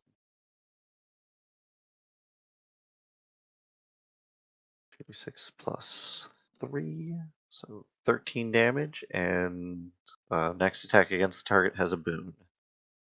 And Right. then 2 gets me 1 virtue, 1 wrath. So I'm at 4 virtue and 3 wrath, and then free maneuver. Free maneuver. I'm going to do healing grace on myself to then spend 1 virtue and use 1 recovery. Okay. Heal for 15.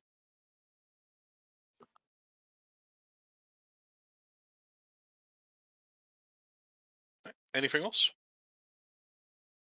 No, that's it. Okay.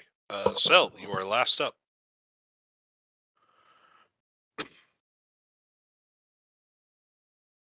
there aren't any boons going on, are there? Yeah, this Centurion has 1 boon against him from Cusco. Oh. +3 plus victories. Wait, you mean Bane? What did you do to him? I thought you I- gave. I taunted him. So if he attacks anyone who's not me, it's Oh, two. I thought you. Oh, never mind. I thought you did something to him that gives him a boon. No, so there are no boons going around. Okay, so is that There's a just damage boon that you again. roll? There's a boon on him right now. Oh, that was from you. That was from you. That The there was a next boon. person that gets an attack against him gets one boon.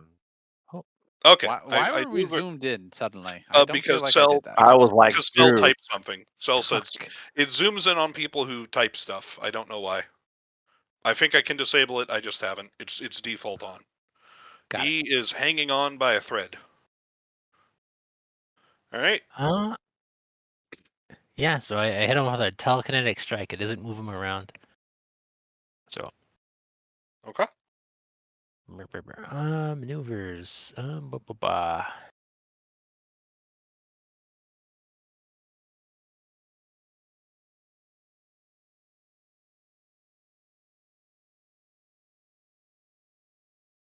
Who hasn't? Well, let's see here. I don't know. I'll also give Thera a boon. Yep. I'll give Woad Shadow the boon. Yeah. Okay, that's my turn. That's my All right. maneuver. All right. Top of the round. Who would like to go? I went first last time. Not it. I'll go first this time, as I do another blessed light against him.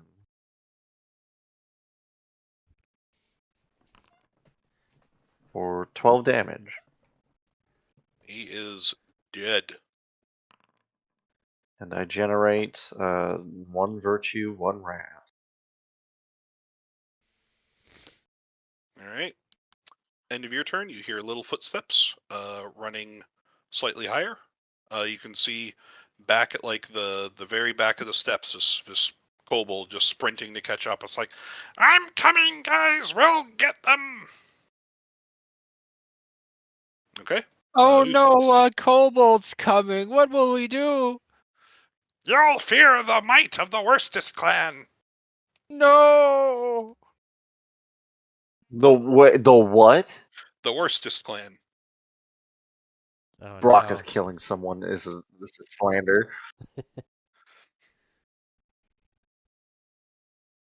All right. Who wants to go next? I'd be out of popcorn, but I can do something. I mean, I could As go. you guys decide Actually, no, amongst I can't do yourselves. something. I mean, I could just kill him. Yeah, just kill him. Do it. It's been 2 rounds, and we already forgot about taking prisoners. I forgot nothing. I wasn't listening. You can't forget something if you never knew it to start with. Yeah. So I guess I'll just run over here, and I'll just do my. I work better alone. So it's 2d6 plus 6 plus 1 boon because there's no allies adjacent to the target, and another boon because Cell helped me out. That's nice of him. It was. Plus 6. Whoa, Shadow! Obliterate! Yeah, he had 8 health left.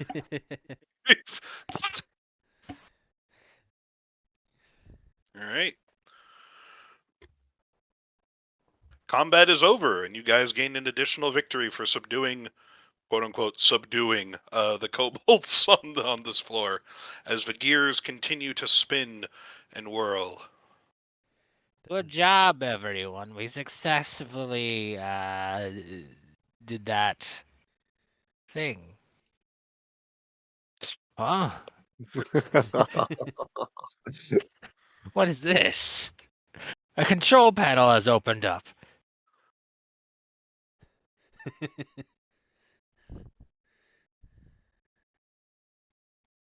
All right. I'm gonna use, I guess, clockwork. Oh, there we go. There's how I can disable that. All right. No more zooming. Okay. Is there anything you guys want to do in this room to investigate any of the stuff? Look for more instructions on the bodies, I think. Okay. Yeah, you find it on the Centurion of Vesnexicusco's character. It's a detailed drawing of the gears with like points to infuse magic into, but it looks like they have succeeded on. It doesn't say what the goal or purpose is, but it just says, "Hey, put magic into these gears for the glory of Grozny."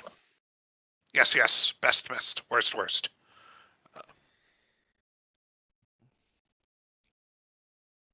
And you look down and you see that the giant gear in the center is definitely, as it spins slowly, it is radiating arcane power if it has been infused into it.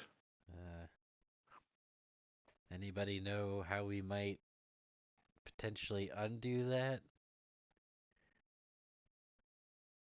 This is something That's I quite a suspect good magic user should be looking into, yeah? You can hit it with an axe. Let me think. Axes I'm are thinking. Brute force might not be. Brute I'm force might not thinking. be the exact answer of what we might need to do. This is I put my Worst- fingers on my really temples. wrong. Worstest clan can't blow up the tower if we blow it up first. Uh, it definitely looks like there is some inherent chronomancy involved in this tower, and it looks like they are trying to alter it in order to change the events of how time flows in Westgate. Damaging this thing would ruin the clock tower and would probably ruin whatever original purpose it has. But you can at least make some sort of tweaks to lessen the amount of magic that's been infused to buy yourselves a bit more time while you climb the tower. All right, I'll use my heroic ability, slow zone. Oh, perfect. I don't Yep. know if that does anything. I get no You strain. you infuse that power into the gears and they stop spinning, and you feel like you have at least delayed whatever nefarious plan these kobolds have. I did it. We need to go to the top of the tower. Alright, well, come on then. Hesitation is weakness. All right. And I think before we get into another combat, we are going to call it for the evening. I think that's a decent Going place. time. We'll be back in a week. You Oh, slow no. everything down for a week. We wake up, it's been 300 years. Dun dun. Yeah. Wait, how? If it's been a year, if it's been a year since Keolandi ascended, then by God, Tenelus is now probably like 5,000 years old. We're dead. How many weeks is that for him? Not for I Noctum. am not confident that we're all going to make it through that campaign alive. Says the guy who's Come already on, died. we're persistent. That's I mean, I died too.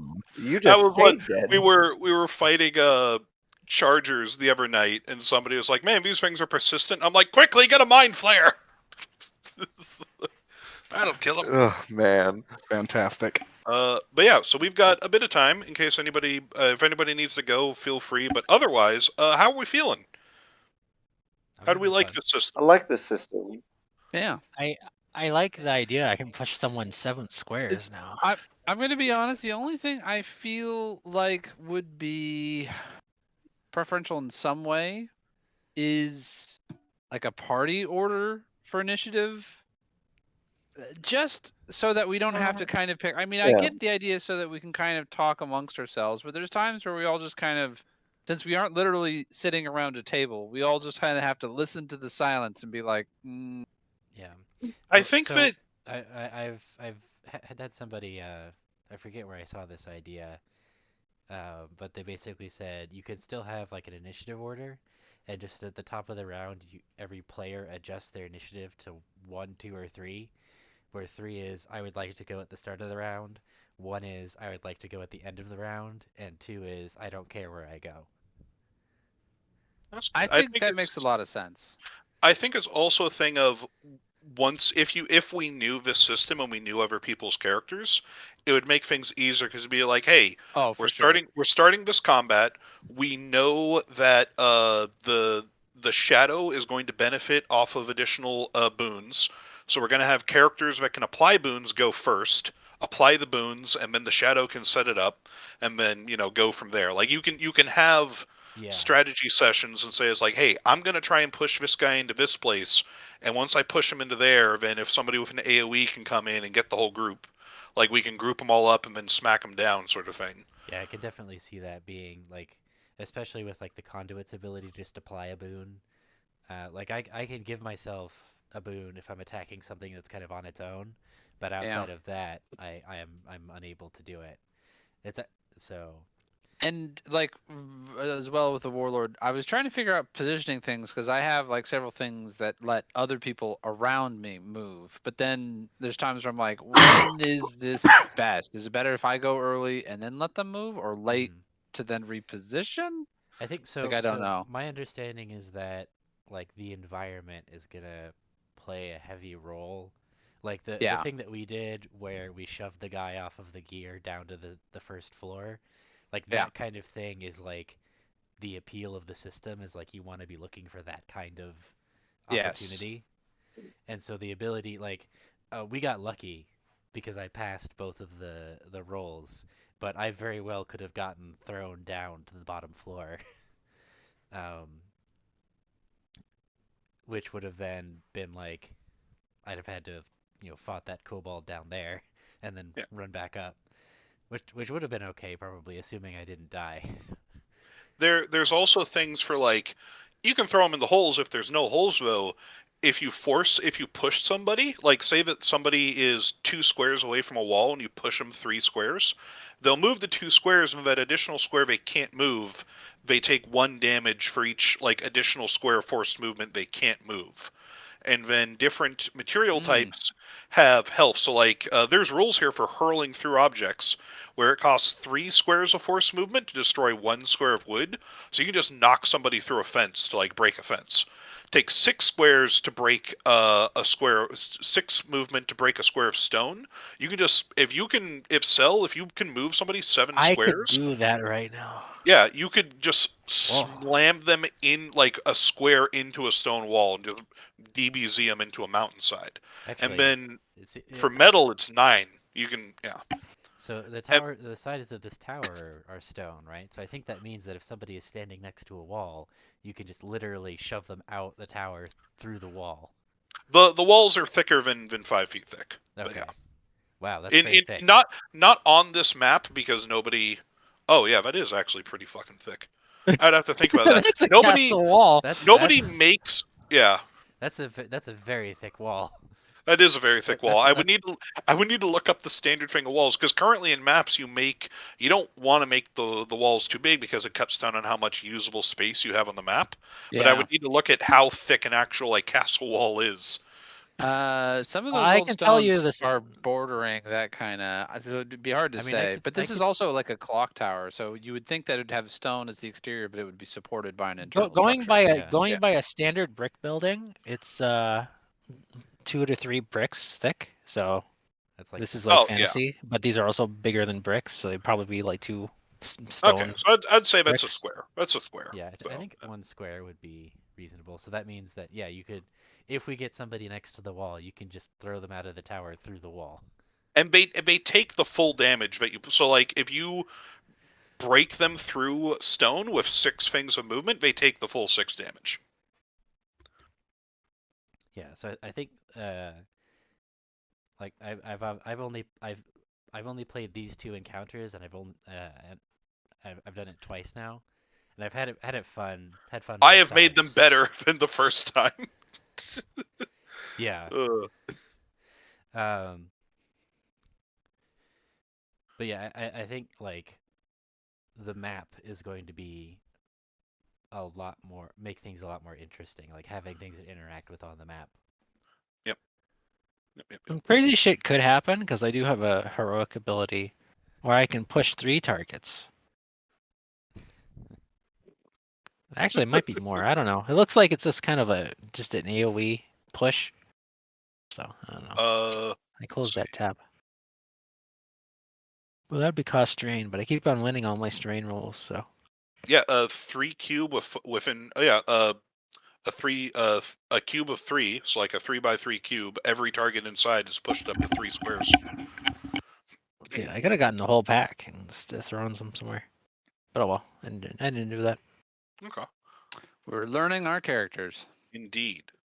Yeah, I like it. Some notes from running this. As Thur is aware, in the original packet, that first room doesn't have enemies in it. It's just the furnace trap. And you start with no victories, and it's just like, okay. unless the party is just like doop doop doop doop. It was not interesting Yeah, to run the first time. having something to shove into the furnace definitely was a lot Yeah. better. Also, starting with livened 2 it up. victories. Starting with no victories Yeah. in this system was like, what? Why? Why are we doing this? Yeah. Mm-hmm. It's gonna be rough because in the actual game it's like, hey, your victories, you keep your victories until you rest, and you only need to rest to regain recoveries. But once you rest, you regain all your recoveries, but your victories go to 0. Your victories, well, they get turned into experience points, but your next combat, Mhm. yeah, you've got full recoveries, but you're at 0 victories. I mean, at Which least is rough. with the classes that I've played so far. So I played the tactician last time. It doesn't feel like it's too bad. Um, like not having any resources to spend at the very beginning just means you're making your like regular attacks. Um, so I don't think it's going to be too bad. I do think that that could be an interesting advancement of like you 10 XP and you just permanently always have like you count as having 1 victory all the time, something Well, like these that. are also level 1 characters. Right, So. yeah. Yeah. Which I think is why the module has the first thing be kind of like just a boring disable the trap to gain your first victory, so you go into the next combat with a full victory. Yeah, I don't But I still think it's like, it's kind of still boring. I think not having not having any victories I think isn't a problem. I think that not having any enemies to shove in the furnace was the problem. Yeah. I also like the idea of the let's see what crazy carnival games people come up with. Mhm. So I enjoyed that. Really? You enjoyed that? Even Yeah. Cell? I mean, Cell does what Cell does. Everybody else knew what the I fuck had to was going attend on. the holes. Yeah. Still waiting for my Ah. ferry ride to juice There's up. always a risk when I give Cell free reign access, but whatever. Or even when you don't. Or even when I don't. There's just Don't worry. risks. Tomorrow morning, I'll be on a boat to Juicy, and I'll be able to go meet Jaguna. If we ever get to tomorrow morning, if we're not just like Exactly, sent back in exactly. So- time. Out of curiosity, how do victories decay? When you rest, they get Yeah. converted into experience. Got it. So all And that's all how you level healing So then the argument is that you Never can sit rest. and continue to try to move. You can Well- sit and continue to try to move forward, and you get stronger and stronger, but then you can't. You like run out of recoveries, and Yeah, because all shit starts healing, as far as hurting. I'm aware, comes from your recoveries. Yes, So you even have a- drinking a Yeah, go ahead. So, because Go ahead. like everything that. Oh yeah, third. Go God ahead. damn it. No, sorry. There's a hard cap on how many hit points you can have in between any given like reset, right? So like, and because attacks always hit, like you're not going to be able to go forever, right? Like even if you're just doing little battles, like if you take any damage at all, you're going to eventually get to the point where you end up dying and you have to rest. So the question is how very similar to like how the talent is designed, right? Is how far do you want to push your luck before you rest? Yeah. And then you rest, you get back all your recoveries, your victories reset to 0, and you get experience points equal to your victories. And another key thing to keep in mind is that a rest is not just whenever you sleep. A rest is 12 hours and has to be deliberate. The party all have to make a conscious choice of we take this time to rest. It's not just like, hey, we sleep for the night and we wake up the next day and like we're full rest. It's like you can go months without taking a rest and just keep on building up victories in game.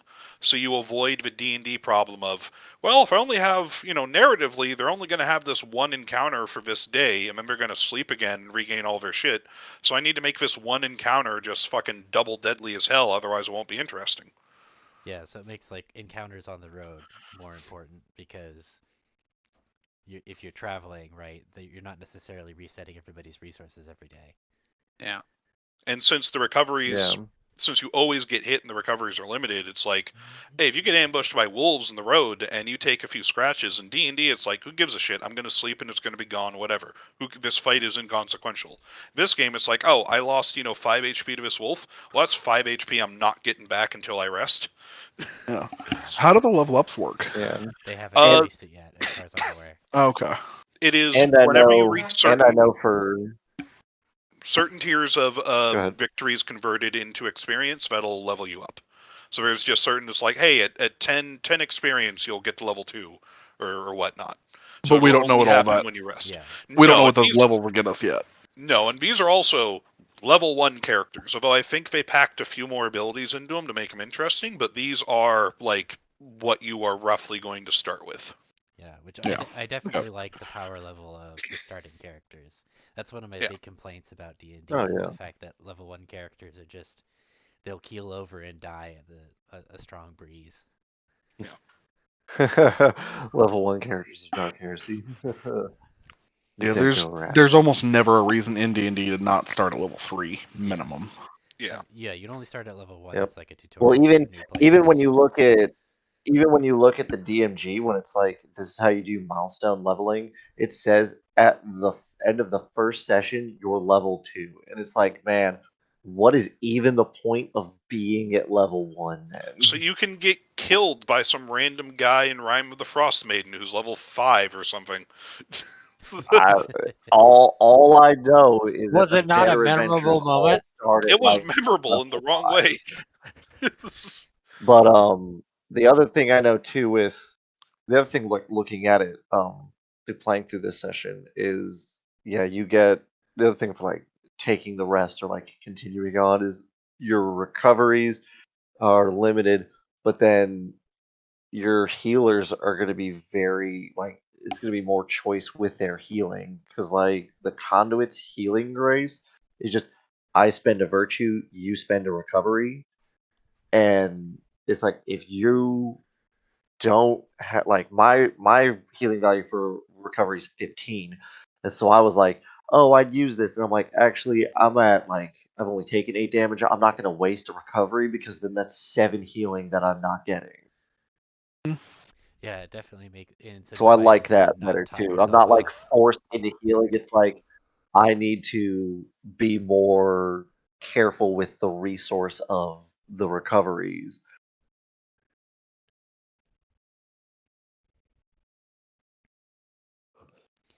Yeah, I like that it makes all damage feel significant. So like I'm definitely I feel more vulnerable in a good way, uh, because all the damage matters. Adds tension. Yeah. Yep. Yep. I also like how different characters based on your class and your kit and your starting race have different numbers of recoveries and different healing values. Yeah. So like Cell's high elf talent has 9 recoveries and heals for 14 each time they recover.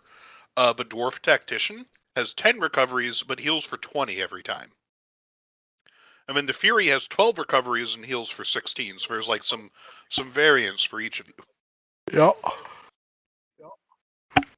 And if I've got enough rage, I take less damage from all sources, which is nice. Hmm. The other fun thing is the way that equipment is handled. Because it's heroic fantasy, and so they don't want you like, I loot all the scrap metal off of this guy. I'm going to sell it for 5 copper in town. There's none of that. It's just like your equipment is your kit, which is the thing in the top right, and all those bonuses are baked into your character sheet. It's just showing you what you get from the stuff you're using. But all the kits are accessible to all the classes.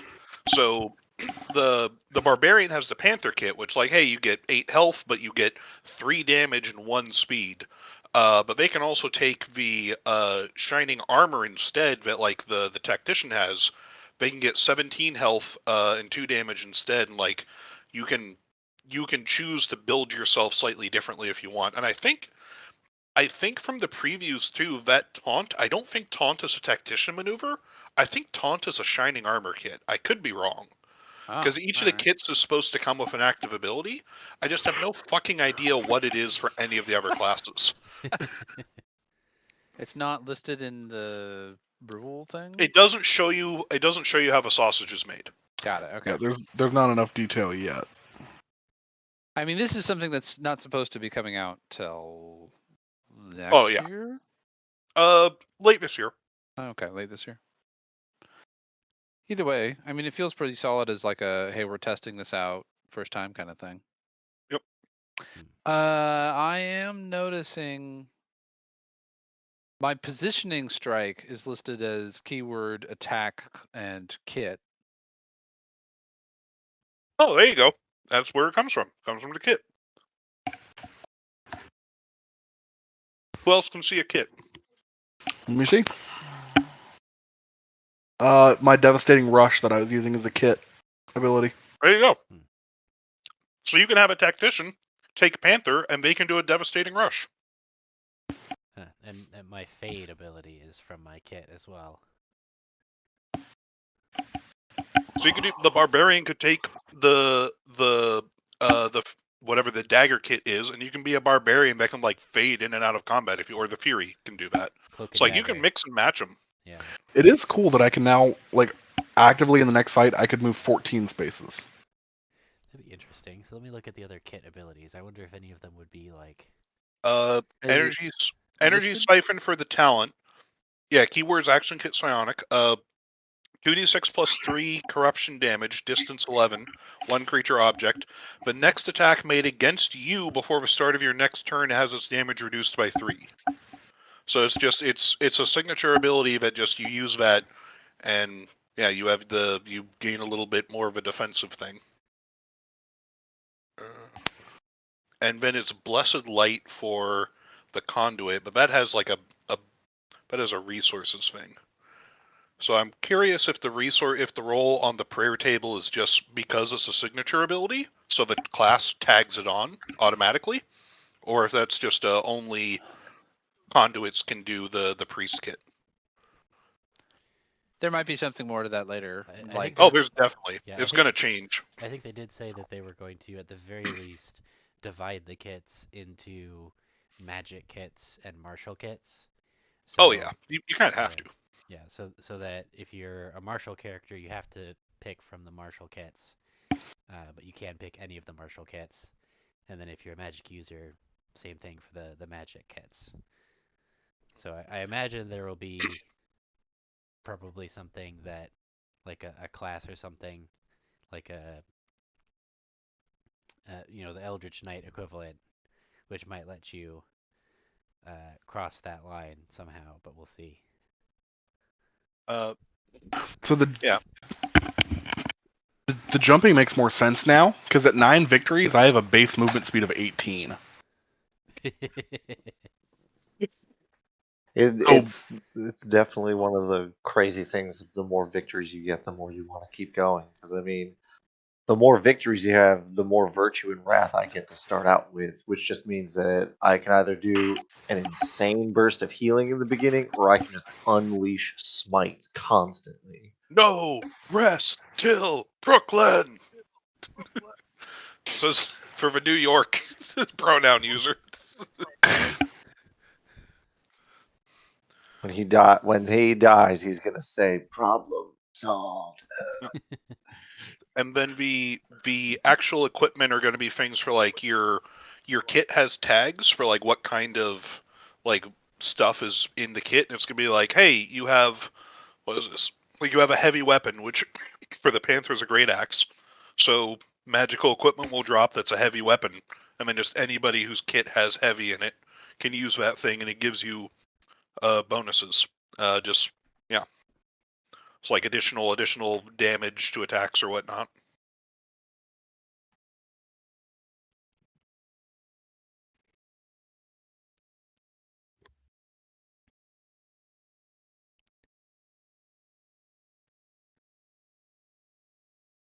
This is definitely an intriguing system. Yeah, I'm looking forward to seeing more of it. Yep, I need to fight next to some of y'all. Anytime enemy attacks you or me, I can do a triggered reaction. I'm I'm going to tell next you to the now, enemy. I have So two you more to make an combats planned attack for against this. them. Yeah. I've got one more session of this, but I'm cooked up and ready to go. So Cool. Sounds like the tactician and the Fury need to be fighting back to back. Yup. Basically. There you go. Let's see. All I need now is somehow to get the privateer from Pathfinder. Still my favorite All of we all what we classes. need to do in the next session is we all need to go crazy with what we can do and get the most on a single attack. I think that's kind of what And Third did. Yeah, that was Yeah. kind of what I was doing. Because I was just gathering up all of the we boons. could have upped that even further I didn't even get to use my like main heroic ability. because I know. I was like, because my blessed light and triggered action can give 2 boons, and actually, if I spend a virtue on my triggered action, it can give 2 boons. Yeah. I could do a pretty insane amount of damage if the enemies are grouped up. Because I've got a whirlwind that if I hit every single enemy I'm adjacent to. I tried to set that up, and then you let Kuzco go next. So Yeah. you didn't take my pity disengage. No. That's what happens when you don't read the Arthas book. The other classes that they've talked about adding, but are not in the playtest, are the Beast Heart, which is like what Parf is. You know what a Beast Heart is. Yeah, I know what Beastart is. Is going to be like a pet class, basically. A Troubadour, I believe, and then an Operator, which is basically a mech pilot. What's it called? In my Operator. fantasy, a Operator. mech. Just to be clear, we lost that planet before the thing ran out, right? Is that what I'm seeing here? In Helldivers? No. No. I'm sorry, what's up? So in Helldivers, we successfully defended against the automaton attacks. However, then there was a new event where we have to successfully defend the current planet in order to Yeah, get we exosuits. Yeah, but I didn't get any okay. rewards. Yeah, because we defended. They are currently rolling out people's medals. If you didn't get the 45 medals from us defending, Okay. like Heath Angel's and Venture and Angel. all of them from the bugs. Yeah, Heath and Angel's Venture. We failed the major order before that. We weren't able to do 8 defense campaigns against Robot. They are still pushing northward up to Cyberstan, but now the major order is that we have to take Tien Quan in 2 days, or it delays our exosuits.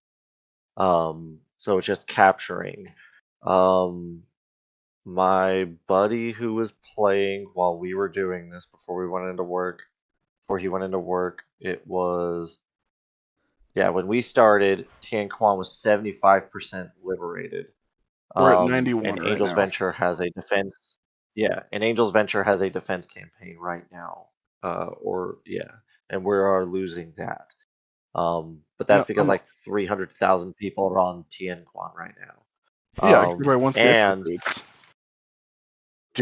doing the missions on Tien Quan, people are finding exosuits in their missions to test out. Right. Since we're talking about Neat. Helldivers, I'm going to start the recording. Oh yeah.